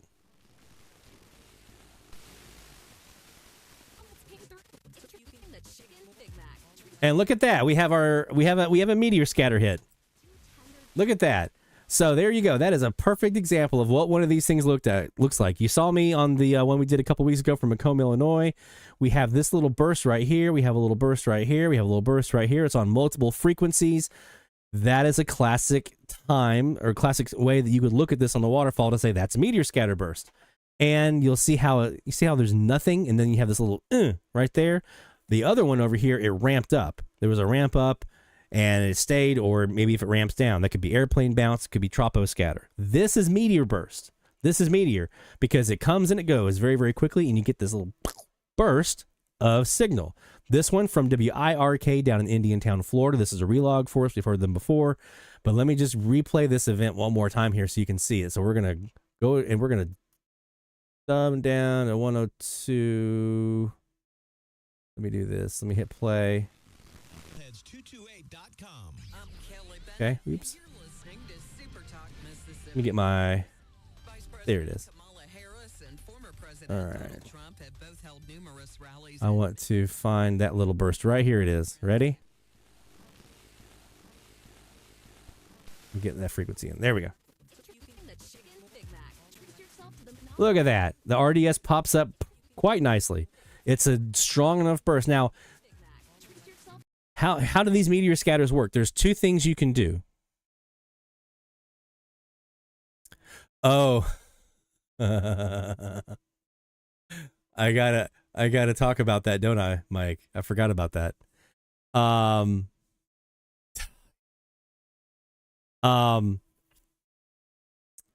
With this one, there's two things that can happen. You can have an RDS decode, or you can hear enough content.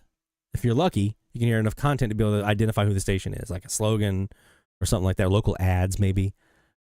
So let's listen to the content here. Let's listen to the signal and what they're actually giving us. We can see here if that's going to give us a anything we can identify, or are we just going to have to rely off the RDS. New Ocean Springs, Knuckle. Introducing the Chicken Big Mac. Treat yourself to the mouth-watering perfection of a Chicken Big Mac. Two tender, juicy. Introducing the Chicken Big Mac. Treat yourself to the mouth-watering perfection of a Chicken Big Mac. Two tender, juicy. Hey Jeff, if you can share the details on that Zoom session. I haven't heard about that yet. I mean, I heard there was one maybe coming. I didn't know it was set. If you can share those details in the chat, my friend, if you have any on there, and we'll definitely plug that here on the show. So there you go. That was an RDS decode from a meteor scatter burst. Let's go check this little guy over here out. This to the left of it over here. Let's go see what this guy was. If anything. 100.1. Nice little burst of music, so nothing identifiable. And no RDS in there. 2 fried chicken patties, Marco. Ain't nothing wrong about that. No, there is. There is. There's lots of wrong about that. Used to swing her out there. Just like that. The little girl, still see her. Buried. All them hunting secrets here. Why the hell? So that one's just gonna be music. So this was our decode. WIRK, Indian Town, Florida. There you go.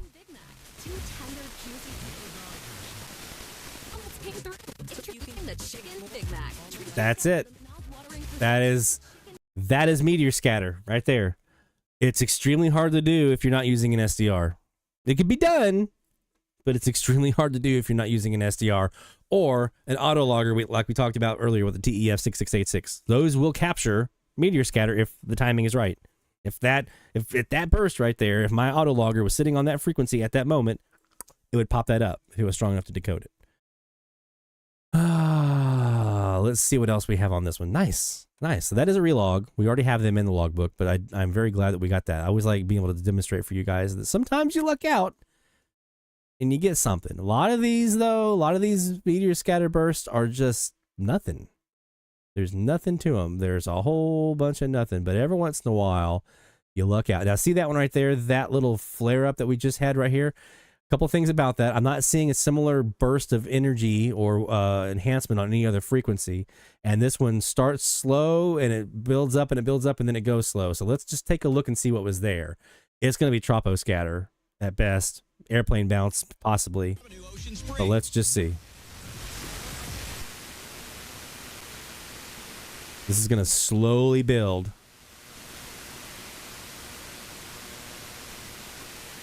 Well, that's probably just noise. Yeah, that's probably just noise anyway. You see it fades out there.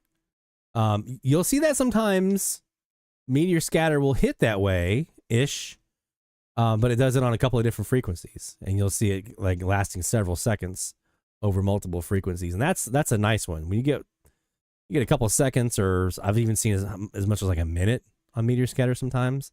You're in a really quiet location. It is definitely one of the most challenging ways to DX FM. Meteor scatter is. E-skip is easy. It's either there or it's not. Tropo is easy. It's either there or it's not. You just have to hope that it's there and that the conditions exist. Meteor scatter, it's so fast and the conditions have to be just right. And you have to be sitting on that frequency because not every frequency, when you get an ionization burst like that, not every frequency is going to get it. Not every frequency is going to see that burst on there. So you have to be sitting on the right frequency at the right time to get that burst and to be able to decode that or hear the audio or whatever it needs to be. Let's check out and see what this one is.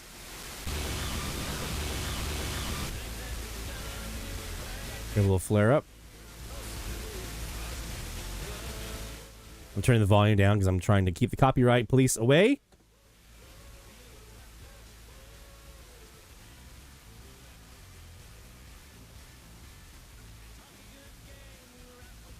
Okay, not hearing any. That's probably just. That's probably Mobile again. Oh no. That's a burst of something. And I'm going to show you what I'm talking about. I'm going to risk the copyright police here. Watch this. Now this could be Tropo burst, Tropo scatter. But we've got two different stations. Now I'm guarantee one of those is Mobile, the other one's Lafayette. But that's kind of how meteor scatter kind of works too. Very similar. And let's just do a final sweep here. Make sure we are being thorough, looking for all the little nuggets that might pop in here. And talk over top of Bon Jovi here so that we don't see the copyright police come knocking on the door and say, Mr. Van Horn, we shut your live stream down because you're just playing music for people. And I'm going to say, no, I'm not. I'm teaching people. Educating about the DX. There you go. That's all that's on that one. Okay. So there you go. That is a meteor scatter review. We did get one station out of that. WIKR there in Indiantown, Florida. And that's it. And looks like Jeff's got some details in here. Tomorrow at 12 o'clock Eastern time, that's 1600 UTC, there will be a Zoom session hosted by the National Radio Club. So let me see. I think I've got the link on that IRCA group here. I can throw this out. Zoom session. There it is. All right, I'm going to put this up on screen here real quick. This is from the IRCA group. From David Yosis. Just a reminder that the group of us are planning to meet on Zoom on Saturday, the 26th of October at 12 o'clock Eastern. That's 1600 UTC, 11 o'clock Central Time, to share some basic information and tips on the use of the SDR Sharp code channel cancel function. If you'd like to participate, please register in advance by sending an email to NRC Zoom Events at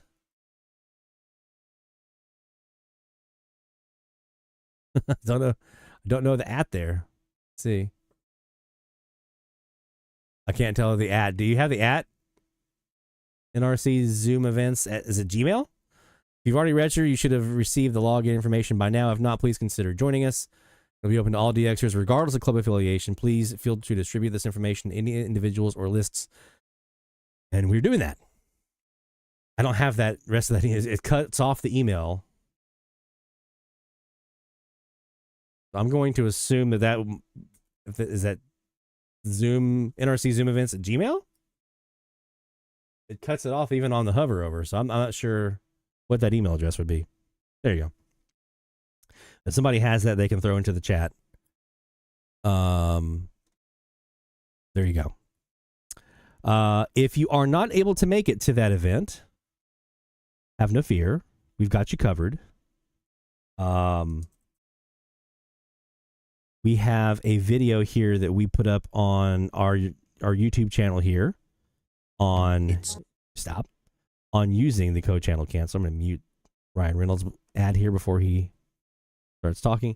We put up a video last year on the code channel, or earlier this year actually, on the code channel canceller and how to use that. Just go here on our YouTube channel, look up using Airspy's code channel canceller to get more DX. So if you're not able to attend the Zoom tomorrow, and you would like to still learn more about the code channel canceller, or if you want to watch our video and then go to attend the Zoom, or vice versa, do the Zoom and then watch our video, whatever, this is also going to be there for you as well. So you'll have the opportunity to learn about the code channel canceller. I walk through all the settings and how to use it and things like that. So that is another option for those of you who maybe are not able to attend or want to do both. So just look up code channel canceller here on our YouTube channel. I'll take you right to it. I think it's also, you go to our channel here, I think it's also on the front page.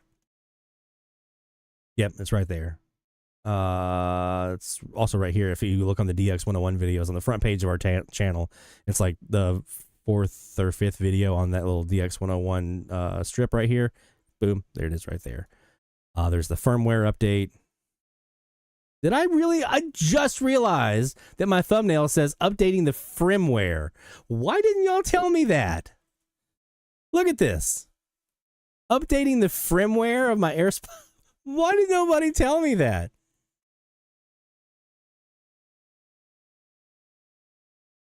So there you go. So there's the Airspy code channel canceller right there on our DX101 playlist strip right here on our main YouTube channel. So you can do that as well if you're so interested. All right. So we've done our FM DX for the evening and looked at the meteor scatter, and we did see some stuff in there. Let's also look really quick at the forecast, the Tropo forecast, because there's some interesting conditions potentially in a couple of areas. So looking at the Tropo forecast here, let's go ahead and zoom. It's right now 8:42, so that's what 1:42 UTC.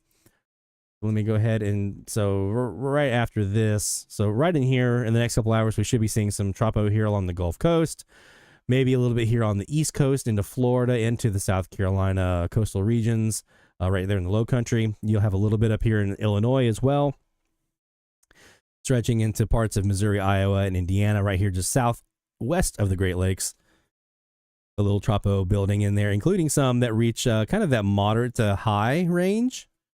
And that will expand. Now, it's not going to be as strong, but it will expand here into parts of Minnesota, Jacob, Iowa, Wisconsin, Illinois, Missouri, Kansas, Nebraska. So that fair to moderate Tropo will be there for a pretty big swath right here in the upper Midwest, central part of the country. And you see what's happening here on our Gulf Coast down here. And then along that East Coast of the Carolinas from, say, Jacksonville, just south of Raleigh down into the Low Country of South Carolina down towards Savannah. You'll see a little bit of a strip of Tropo in there as well. This is at 7 o'clock Central Time, 8 a.m. Eastern Time in the morning, this coming morning. That starts to evaporate as we head into the daytime, and then it starts to build back up again. So I'm seeing that same thing building up here in Illinois, Iowa, parts of Missouri, just south Minnesota, Wisconsin, and a little bit of Indiana. So we're seeing that a little bit stronger here. We're starting to see some of those high peaks here into parts of Illinois. So Sean, up in your direction, you should see a little bit of that Tropo that was on the East Coast, now off coast, and the Gulf is also kind of brewing down here as well. You'll see that Tropo start to drift here, and then we head into the daytime hours on Sunday, and they'll start to dissipate.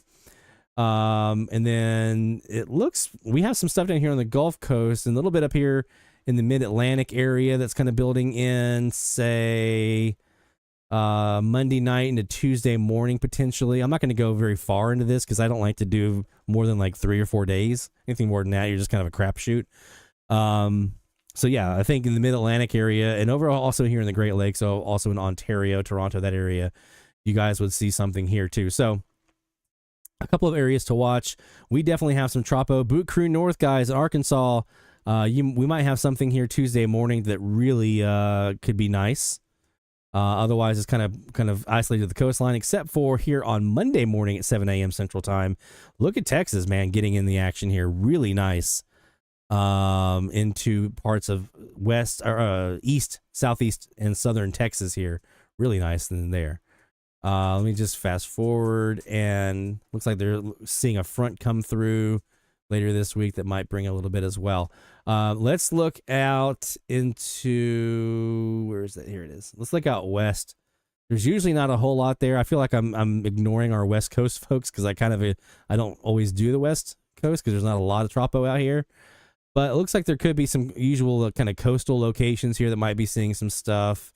Little bit here into the Northern California regions up here in Sacramento and so forth. Might be building a little bit of Tropo here, say, what's that?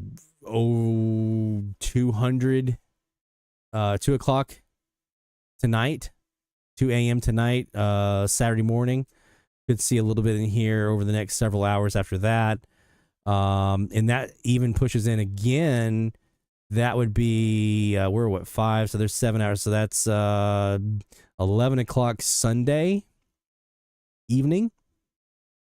A little bit up in here. into Northern California, little waves of that kind of pulsing in. Look what's coming off the coast here, but then it just sweeps down, doesn't even come inland. So West Coast, you guys are most of the same kind of usual suspects here, right along the coastline, down here into the Baja region, but maybe a little bit up into Northern California in here for a couple of days that might kind of stretch in as well. So there you go. That's our Tropo forecast. You want to make sure you visit Bill Hepburn's website. I'll put the link here for you as well into the chat. That way you guys can take a look at it. This is Bill Hepburn's dxinfocenter.com/Tropo. There you go. That's the link for the Tropo forecast. You can select your region in the little pull-down menu, and you can see that. So I definitely recommend that you are doing that this time of the year, especially because that Tropo season, the fall Tropo season, is really starting to ramp up now as we start to see cooler air at the surface and some warmer air aloft. That's what leads to these temperature inversions, so we get some Tropo conditions from that. Only Jeff says, if Lloyd says it's firmware, it's firmware. I can't believe nobody called me out that it was the same firmware. Jacob, I was looking for a video on how to update my firmware, but I could only find a video on updating the firmware. Coincidentally, they both do the same thing. By sheer luck, they both do the same thing. One last little nugget here on the FM side. We did have a couple of Tropo catches here on our 62-foot auto logger over night in the morning. New one for us here, KJLO in Monroe on 104.1. That's a frequency that used to have a local on it for us here that opened up. They moved from right here to my west in Hammond over to closer towards Baton Rouge and Gonzales, Louisiana, so moved it further away, and I think they changed their power too. So that frequency now opened up, and I've since logged 2 new stations on that frequency since they moved. And that's one of them, KJLO. The rest of these were relogs, KNRB up here in Arkansas. Actually, it's in Atlanta, Texas, right off this state line, so actually not into Arkansas. Waco, Texas, WACO, 434 miles, and a couple down here into Texas, Houston area, all relogs down here as well. So taking a look at the other 2 maps, nothing out of the ordinary here. So the autologgers kicking it, doing their thing. Maybe we might have some stuff to look at over the next couple of days. We shall see. Let's get back to some AMDX in our graveyard challenge. Actually, before we do that, real quick, I want to do some more shout-outs because we need to get some more shout-outs in here. So let's do it. Hear the call for every single big or small, from AM to FM, from C to C. We celebrate the ones who snag the IT. Shout out loud, let it be known, you're never DXing all alone. Through the static we found our way. Shout-outs making waves today. All right. It's shout out time. Let's start with a big one here from our friend Stephanie from her Radio Hacienda in the SoCal desert, in Palm Desert here. Stephanie just took a trip, a nice long cruise, meandering through the Gulf of Mexico, down around the Panama Canal, from the West Coast through the Panama Canal up to our direction over here in New Orleans, docking in New Orleans at the end of the trip. So this was the Radio Hacienda at sea, sailing in the Eastern Pacific around Mexico, Central America, the Panama Canal, Caribbean, Gulf of Mexico to New Orleans from the 5th to the 11th of October. All mileages are accurate based on the ship's location at the time. Impressive. Made with the XH Data D808 and PK's Loop from Australia. I've wanted to get one of those little things. It looks like a little vacuum tube. Right, it looks like a little vacuum, like you used to get like the crusties out of your couch, the little extra little tubing. It's like one of those. Summary is 3 new countries heard for the first time for her. New Mexican state, 4 new U.S. states, 1 new Louisiana log, and 23 new logs in total. So those new countries included Colombia for stations like 880 Caracol Radio, 940 Frecuencia Usomos in Medellin. That was about 305 miles for her at the time. 1110 Radio Reloj in Cali, Colombia. We had Unimento Radio 1430 in Bogota, 1450 Radio Maria, 1440 Radio Marantha, and Radio Emmanuel in Santiago de los Caballeros on 1430 in Dominican Republic. And that Radio Marantha was in Nicaragua, by the way, 1440. New Mexican State, XECPR, we just heard him a few minutes ago. Radio Chan Santa Cruz, Felipe Carrillo in Quintana Roo, Mexico. And that was a 260 miles catch for her. New states. These are impressive, right? To hear for a West Coast person. Some of us on the East Coast might be like, oh, those guys. 650 WSM Nashville, 770 WABC New York, WHSQ New York, formerly WCBS on 880, 1020 KDKA Pittsburgh, and 1410 WNGL Mobile, right? So those we might be used to. A West Coast person hearing those for the first time is like, that is awesome. It'd be like me hearing anything on the West Coast, right? For the first time. When I did that, that was really fun. 580 WDBO in Florida for a new log. 610 Radio Rebellion in Cuba. 1410 Fort Myers, Florida, WMYR. 1440 XEEST in Mexico City. 1450 WOIR in Homestead. 1600 WKWF in Key West, Florida. Some new X-band logs, 1660 WCNZ Marco Island, Florida. These are all Florida. Winter Garden, WOKB 1680, WJCC Miami Springs 1700, and the new Louisiana log, 1410 KDBS in Alexandria. And I had to double check and make sure I had that one. I was like, don't tell me Stephanie logged a Louisiana station that I don't have, because there's a handful that I don't have, and I thought that might be one. Thankfully, we had them. So, my friend, we're going to start off with a bunch of logs for you.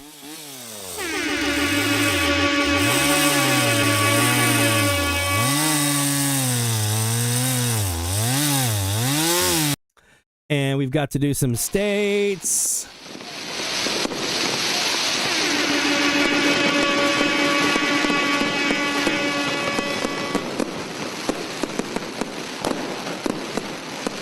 CQ Worldwide DX phone going on right now. That was always a fun contest. I haven't done that one. And there's always something that prevents me from being able to do it. Every year I'm either traveling or something that always prevented me from being able to do the CQ Worldwide phone contest every year. But when I did get to do it a couple times, I was a lot of fun. What else did we get in there? We had new country, so we got to stamp that passport here for you.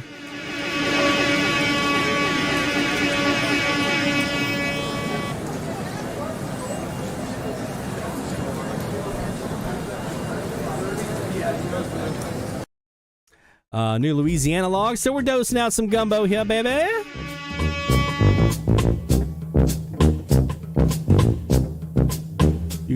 Do.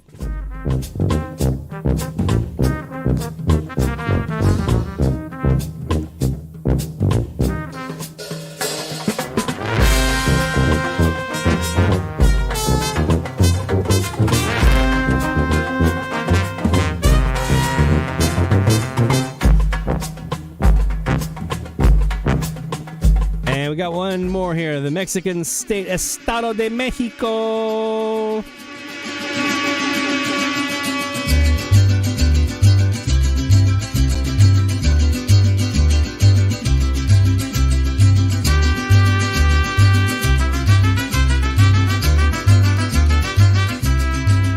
Well done, Stephanie, my friend. I know she catches those nights when she has to leave early or can't be here for the show.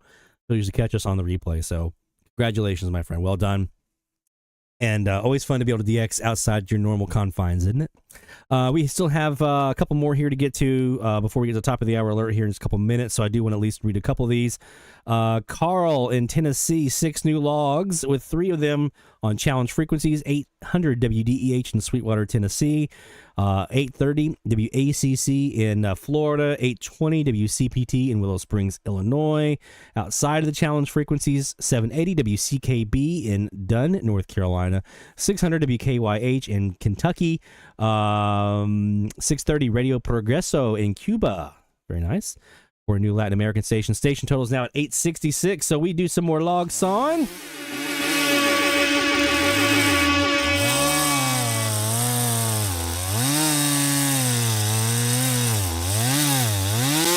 And a new Latin American station. Yes, sir.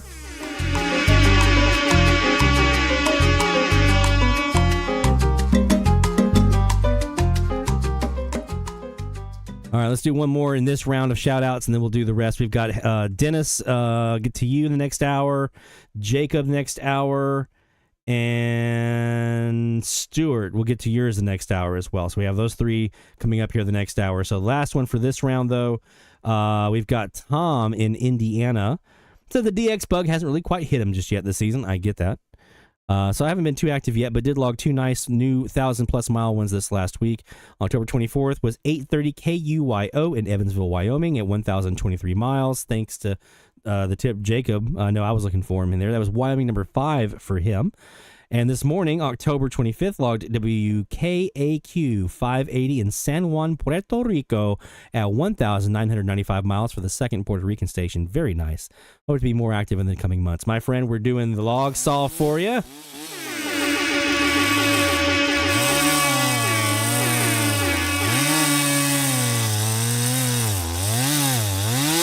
And we're doing that new Latin American station at the same time, my bud.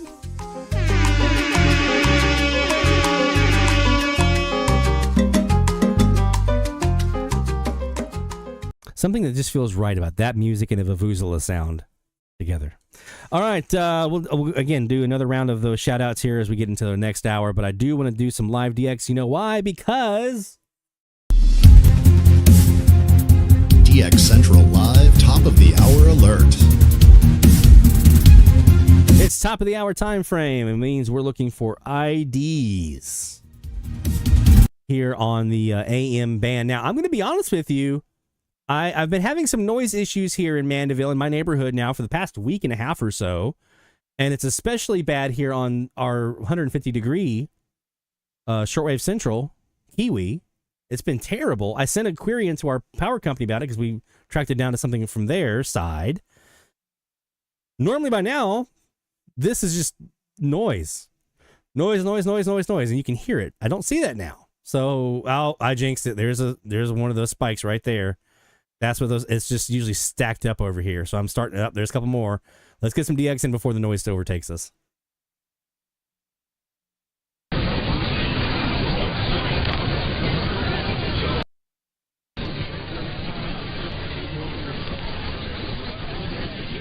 Let's back that RF gain down.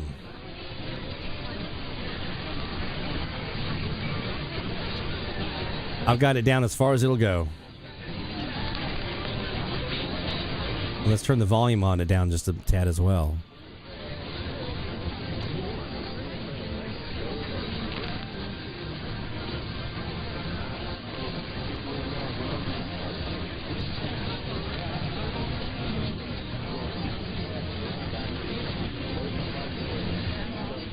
So if you're using our Kiwis this week, just know you're probably going to see this gain drop quite a bit.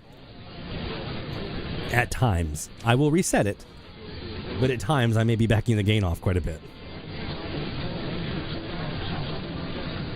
While we're sitting on 1450 on this one, we're going to be on 1490 on the other one, and we're recording all 6 of them on our Perseus.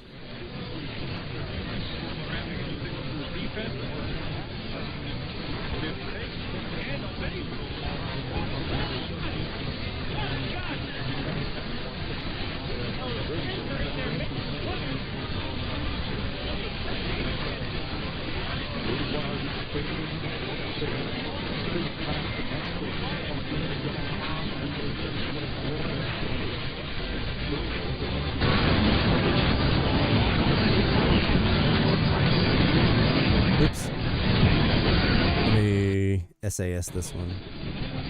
Here we go. All right, that should be ready.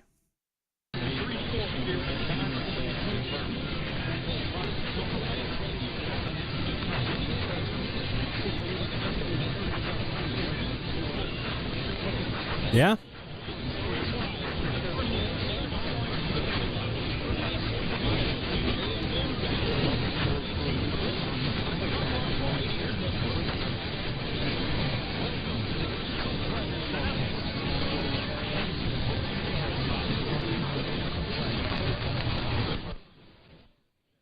Bring that up a little bit.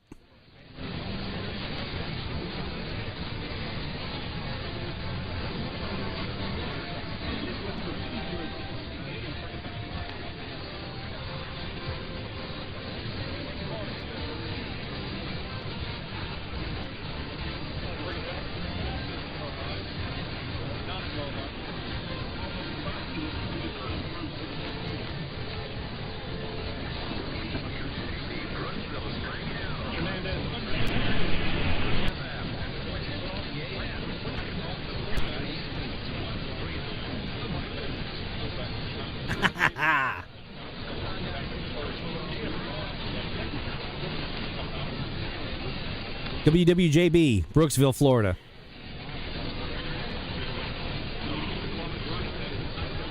Nice.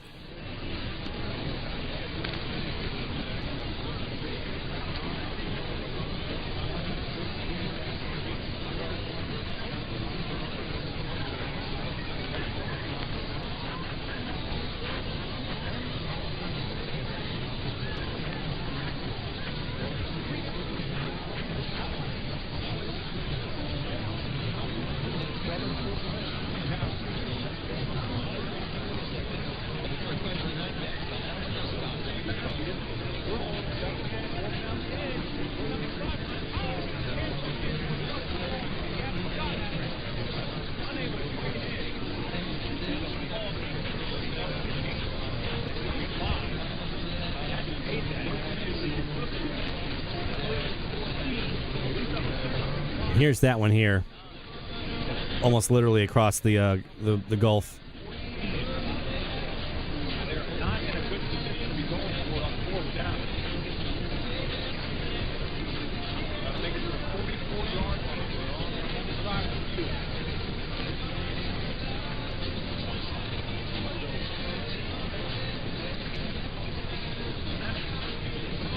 I want to get this high school football game. I want to know who this is.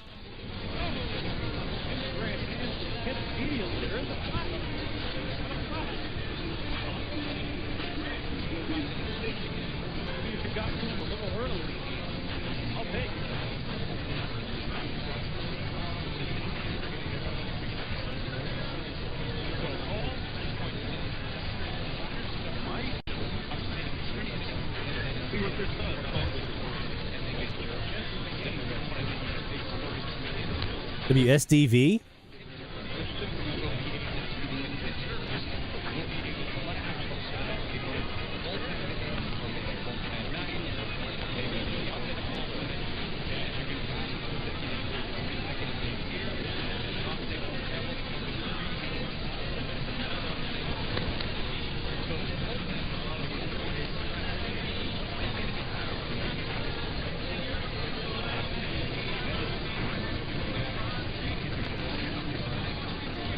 Sarasota.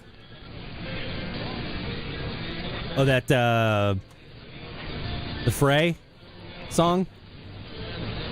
That would make sense.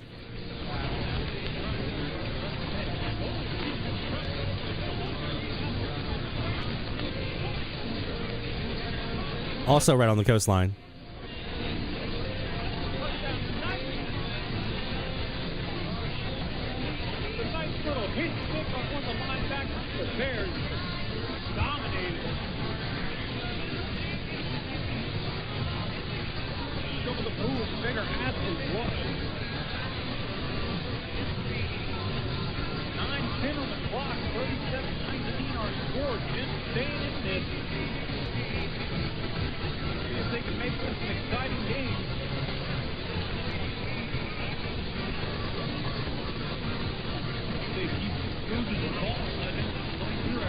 Nice. Thanks, Stuart.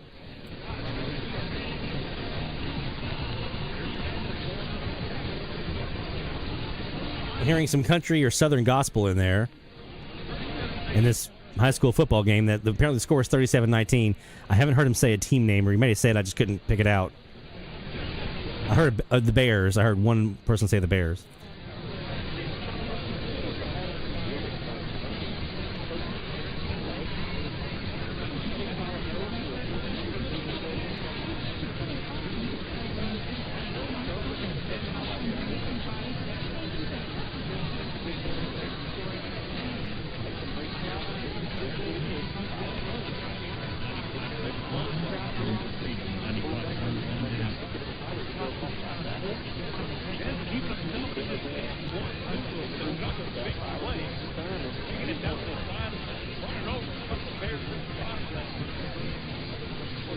It was a 95.7.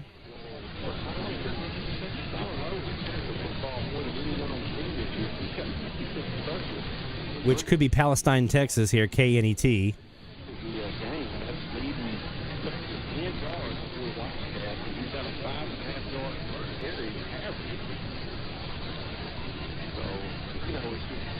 easy to think that a DC buses in the 5.5 yard average,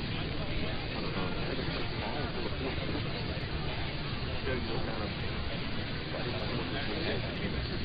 what we did first, we go off the left side this time, and we go right of the solid first. They're going to give him the 20.5 yard line. 20 yards on the carry.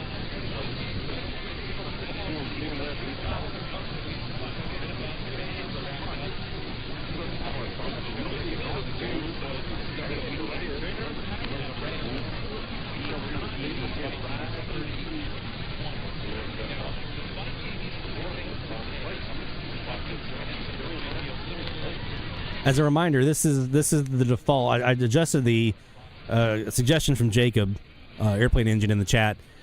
Suggested instead of doing the attenuation on our RF, to adjust threshold on our AGC, which we did. And here's the default setting. See if you can tell a difference.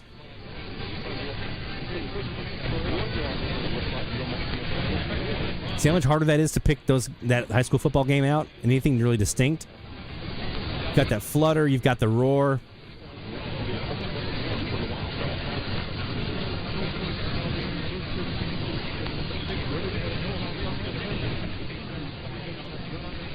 When I back that down, listen how much easier it is now.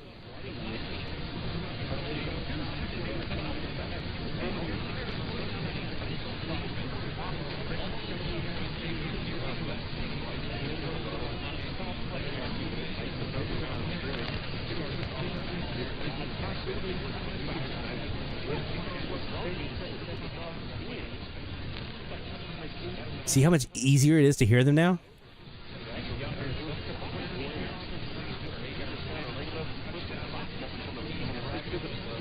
Listen to him for a second, and then I'll kick the default back in.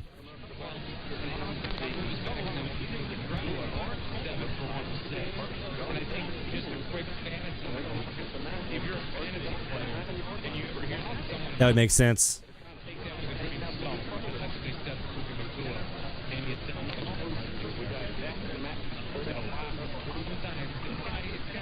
I am looking south. And I'm starting to see those spikes on the right-hand side start to become more frequent, which would be the noise that we've been hearing.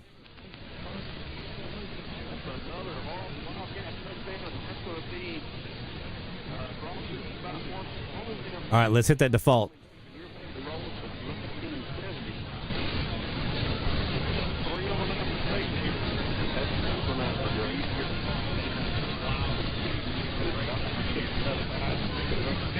Take care, David. 73, my friend. Good DX.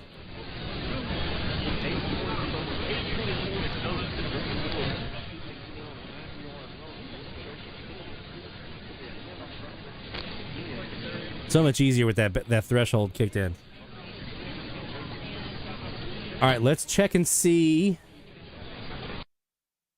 I have to boost that back up now. There we go. Get that back.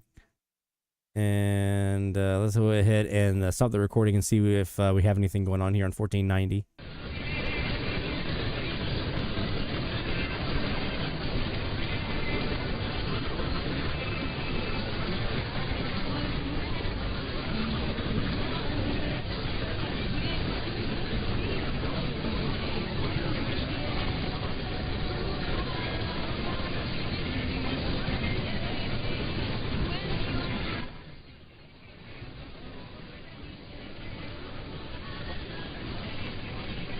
I usually back it off really far and then just bring it up enough to hear that station take over the top. That's usually my strategy on these.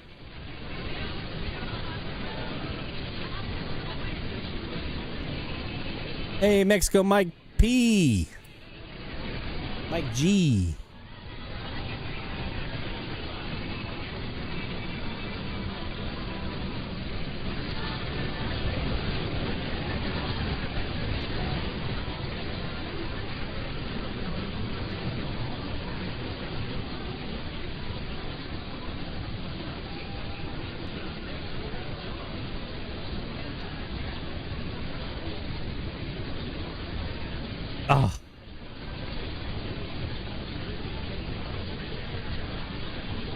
They jumped on top for your home of the, and then gone.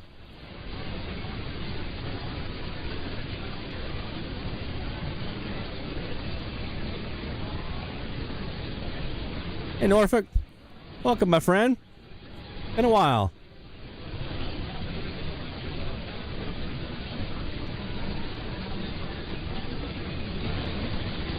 And there's the defaults again. Let's do a really quick check and see if we caught anything here on the Perseus. And hopefully we did here at the top of the hour. This one I don't really have any gain control.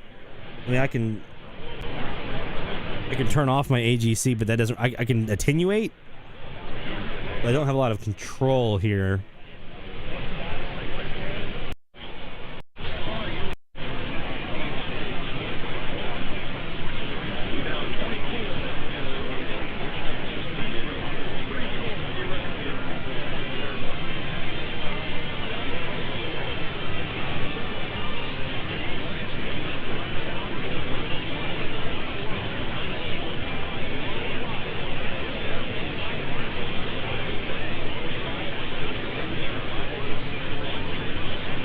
There's an iHeart station in there.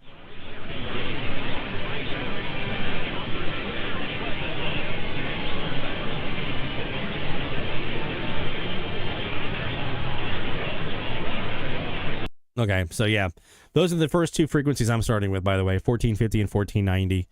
And then every week we'll do two more while we do this challenge, because I'm just going to try to focus on a couple and then work my way down.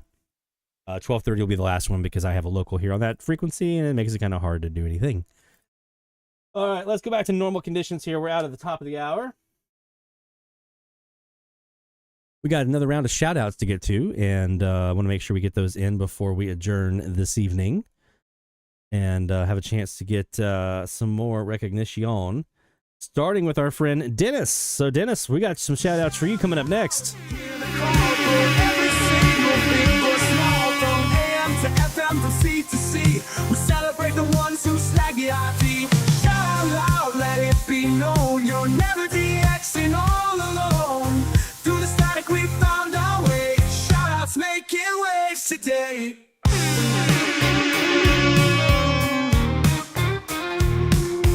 Yeah.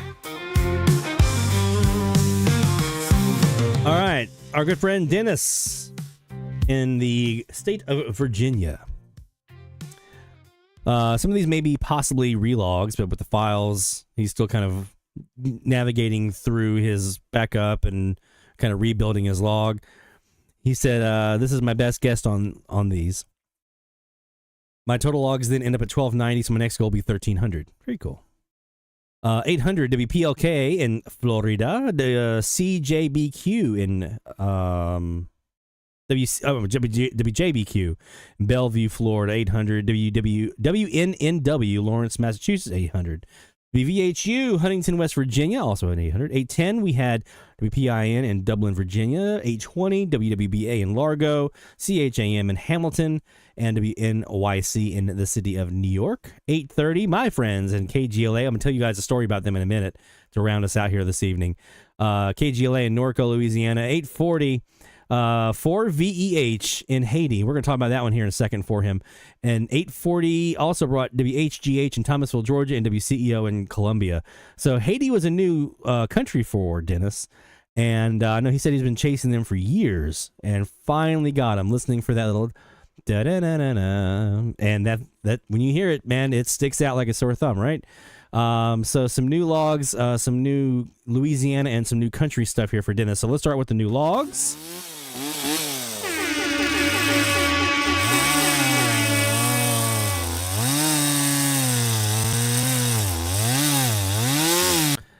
And we've also got a new country here for Dennis. We're going to find a nice little place here to stamp the passport. It's a nice page. Just go ahead and get the stamp up. There you go, bud. I don't know why it says the chat disconnected. I'm not sure if you guys saw that or not, but all right. It says it's reconnected, so there you go. And the new Louisiana from KGLA in Norco, Louisiana. Very nice, my friend.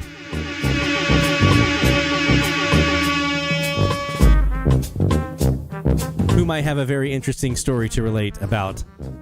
That was a reminder and a lesson learned for all of us.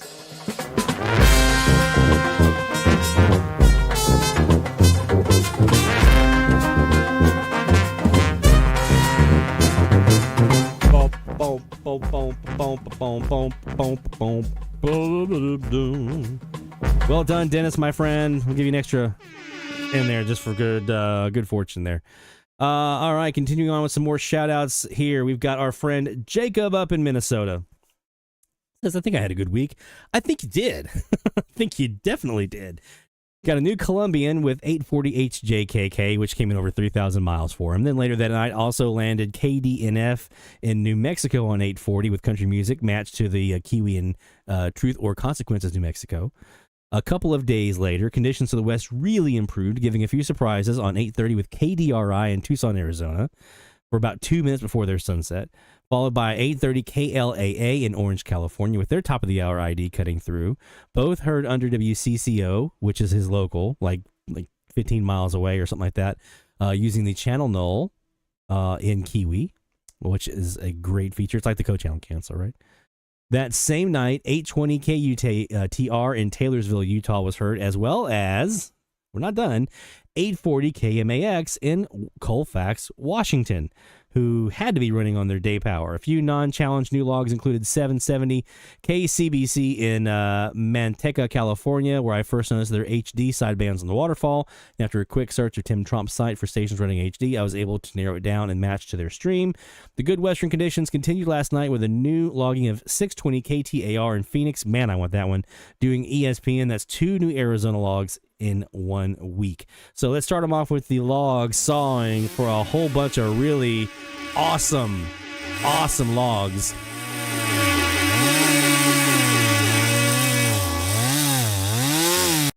Hey, Blazer Bob. There we go. We also owe him a new Latin American station for the Colombian, baby.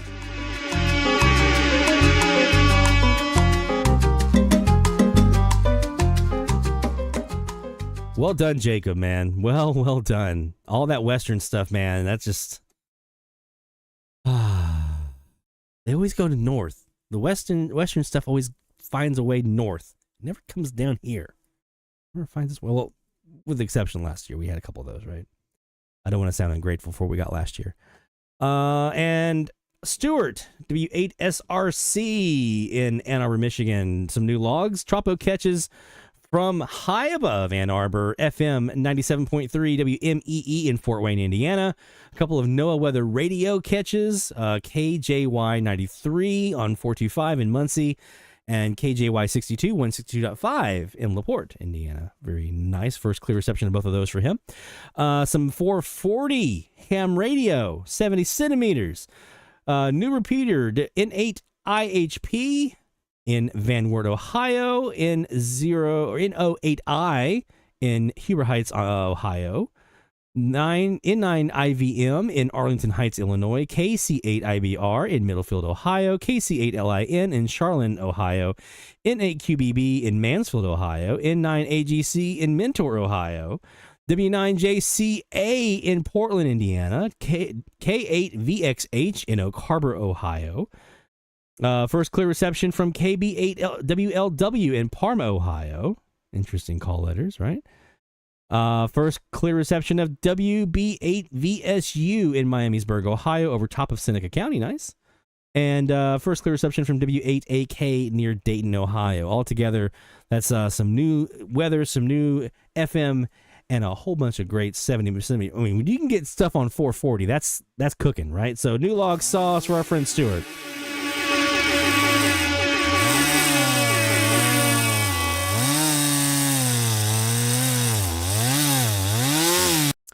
And while we're in the horn blowing mood, I might as well go ahead and throw our stuff in here as well. And then we'll relay our KGLA story, which is, you definitely don't want to miss that. So stick around for that here in a few moments. On the AM, actually let's do the FM side. That's easier. One new station this week on FM. We did hear KJLO in Monroe. You saw that on the map earlier. That was an RDS autologger decode. So that's a new Louisiana station for me. So I guess I'm giving myself some gumbo, maybe? Question mark? Self-serving a little jambalaya to myself. I don't have many Louisiana stations left to get, so I'll take it when I can get it.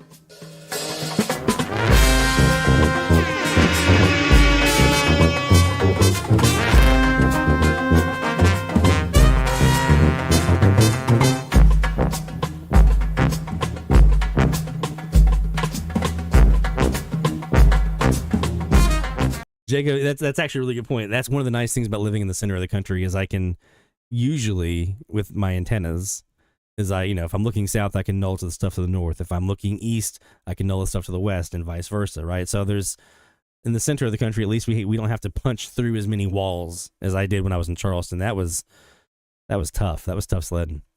On the AM side, we did get several new stations this week, and I counted them up here. It was seven new stations.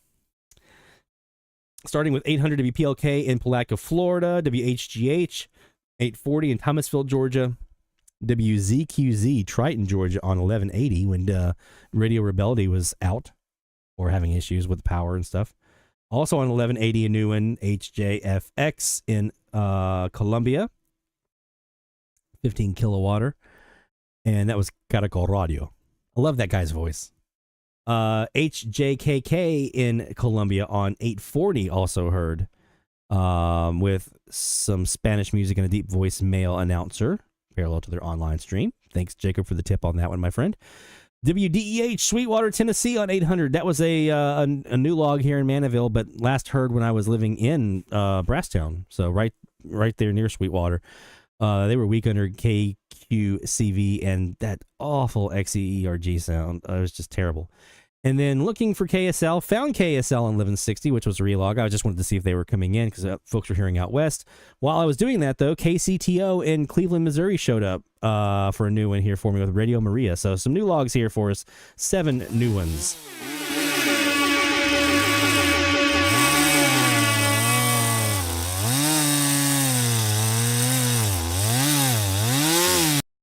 Dennis says in the chat, hey, WWVB on 60 kilohertz this today from Fort Collins, Colorado. That gets a horn of victory, right? That deserves a horn of victory.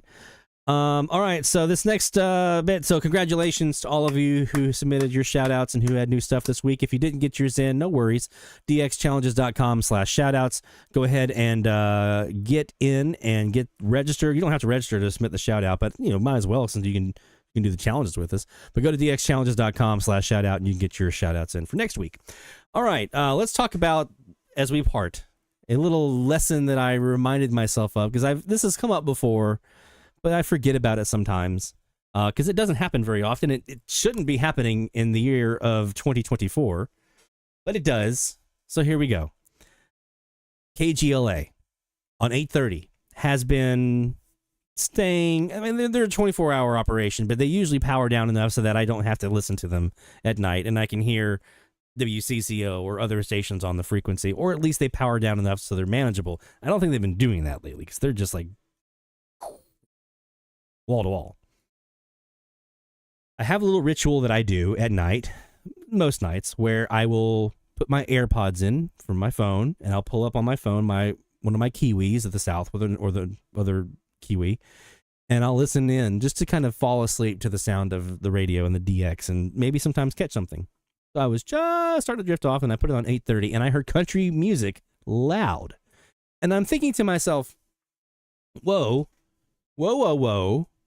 who's got country music on 830? Because I'm used to hearing KGLA with their Latin stuff, right? Salsa and things like that. This was not that. This was not that at all. This was country, like big time country. So my thought was, did they change format? Are they off the air and this is somebody else? What's going on?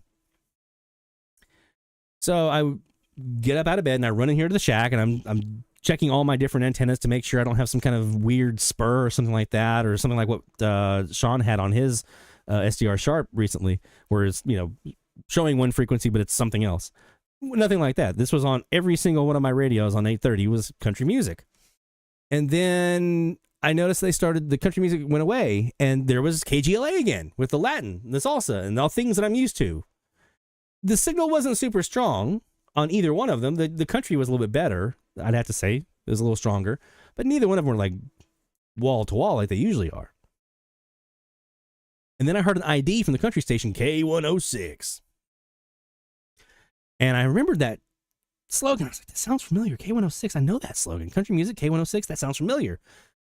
I'm looking through my logs on my FM side, and I'm thinking 106.1. There's a station that used to be country in Picayune. Now they do sports talk and some other things. And I was trying to rack my brain. And then they started talking about southern Mississippi, southwest Mississippi. And I was like, dang it, this has got to be somebody around here. But why am I hearing a station on FM from southwest Mississippi on 8:30 a.m.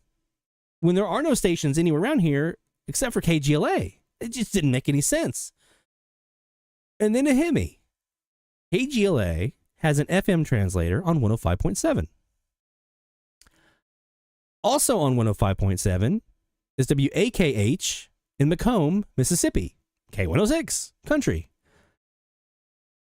What had to have been happening here was we were getting a little bit of tropo enhancement last night.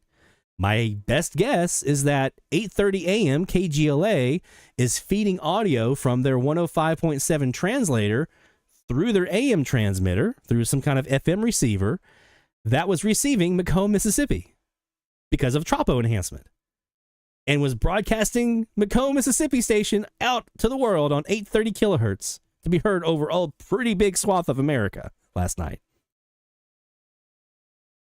So I was DXing local tropo, FM tropo on AM. So when this happens sometimes, right? This can be where you have, sometimes these things are like, I'm hearing this ID for this FM station that doesn't make any sense. Maybe it does. We used to, when I was at WRGC, back when they were on 680 in Sylva, North Carolina, we used to monitor our local 99.9 WKSF in Asheville.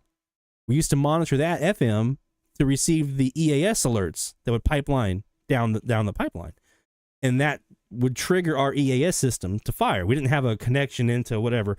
We were monitoring an FM signal. So in the summertime, when E-skip would happen, sometimes it got a little wonky, and we would be hearing something other than Kiss Country. So just a little reminder, sometimes you may hear something that doesn't make any sense, and you're hearing an FM station or a format that just doesn't make any sense, or an ID, you're like, there is no Macomb, Mississippi, Southwest Mississippi station on 830. Why am I hearing that? The closest I've got is KGLA, but they're Latin.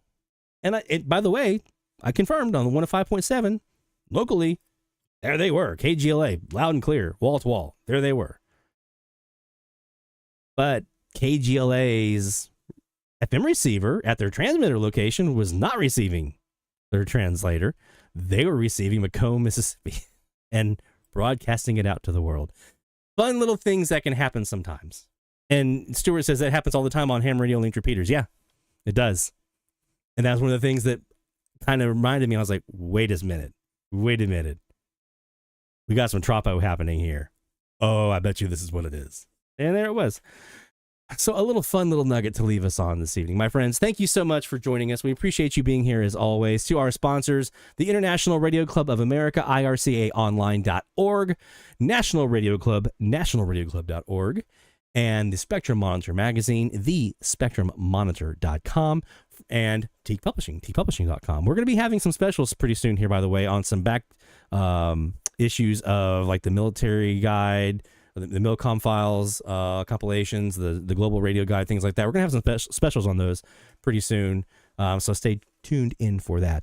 But for all of our sponsors, thank you so much for your support. To all of you who join us week in, week out, whether you stop by for 5 minutes once a week, 5 minutes, 10 minutes, whatever it is. If you stop by 1 week and don't come back for 3, whatever.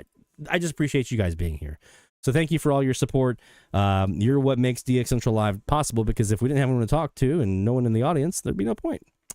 So 1230, 1240, 1340, 1400, 1450, 1490. Those are your frequencies for the next 3 weeks. We'll be sitting on those frequencies, squeezing out as much as we possibly can. To all of you, best of luck, best of DX. We'll see you next week right here on DX Central Live. Take care.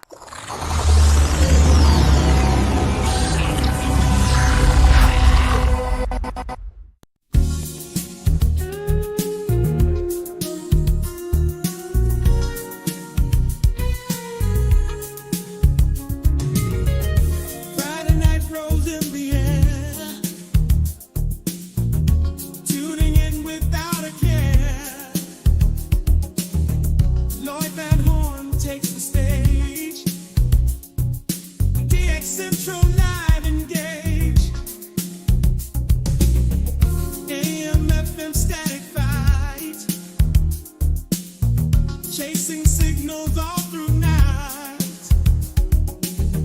Waves that travel far and wide. Feel the magic deep inside. DX Central live tonight. Turning dials, feeling right. Lloyd will guide us through the waves. All the signals we will crave. Frequencies that cross the sea. Mysteries for you and me. Lloyd's voice cuts through the noise. Feel the thrill, enjoy the joys. Ghostly whispers in the dark. Find a station, hit the mark. Fading in and fading out. Lloyd helps clear the doubts. Stories from the distant land. Caught by waves that we command. From our homes we hear the call. DX Central live for all.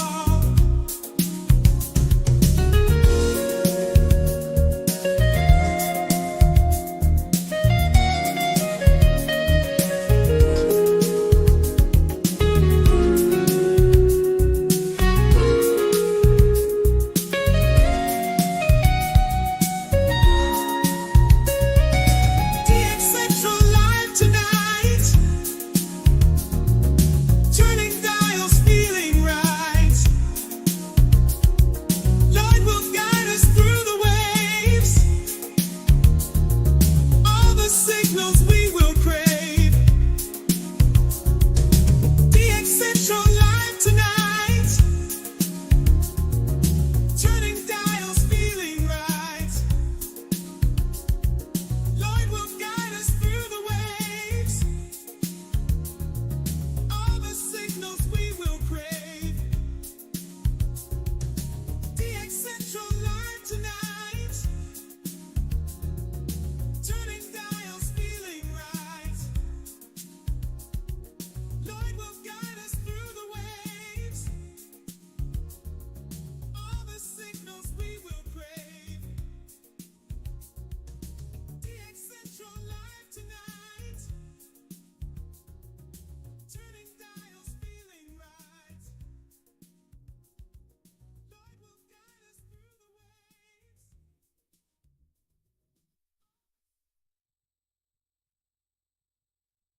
This is DX Central Live.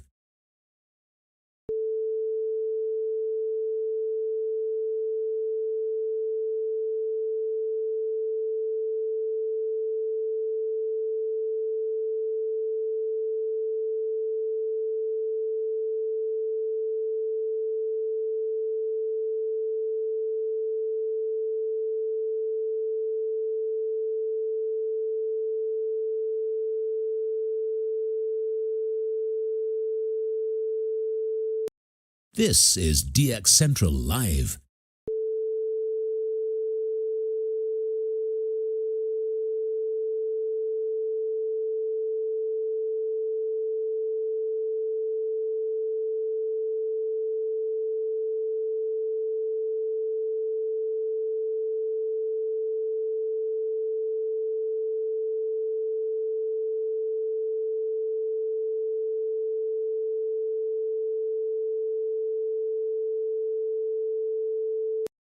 This is DX Central Live.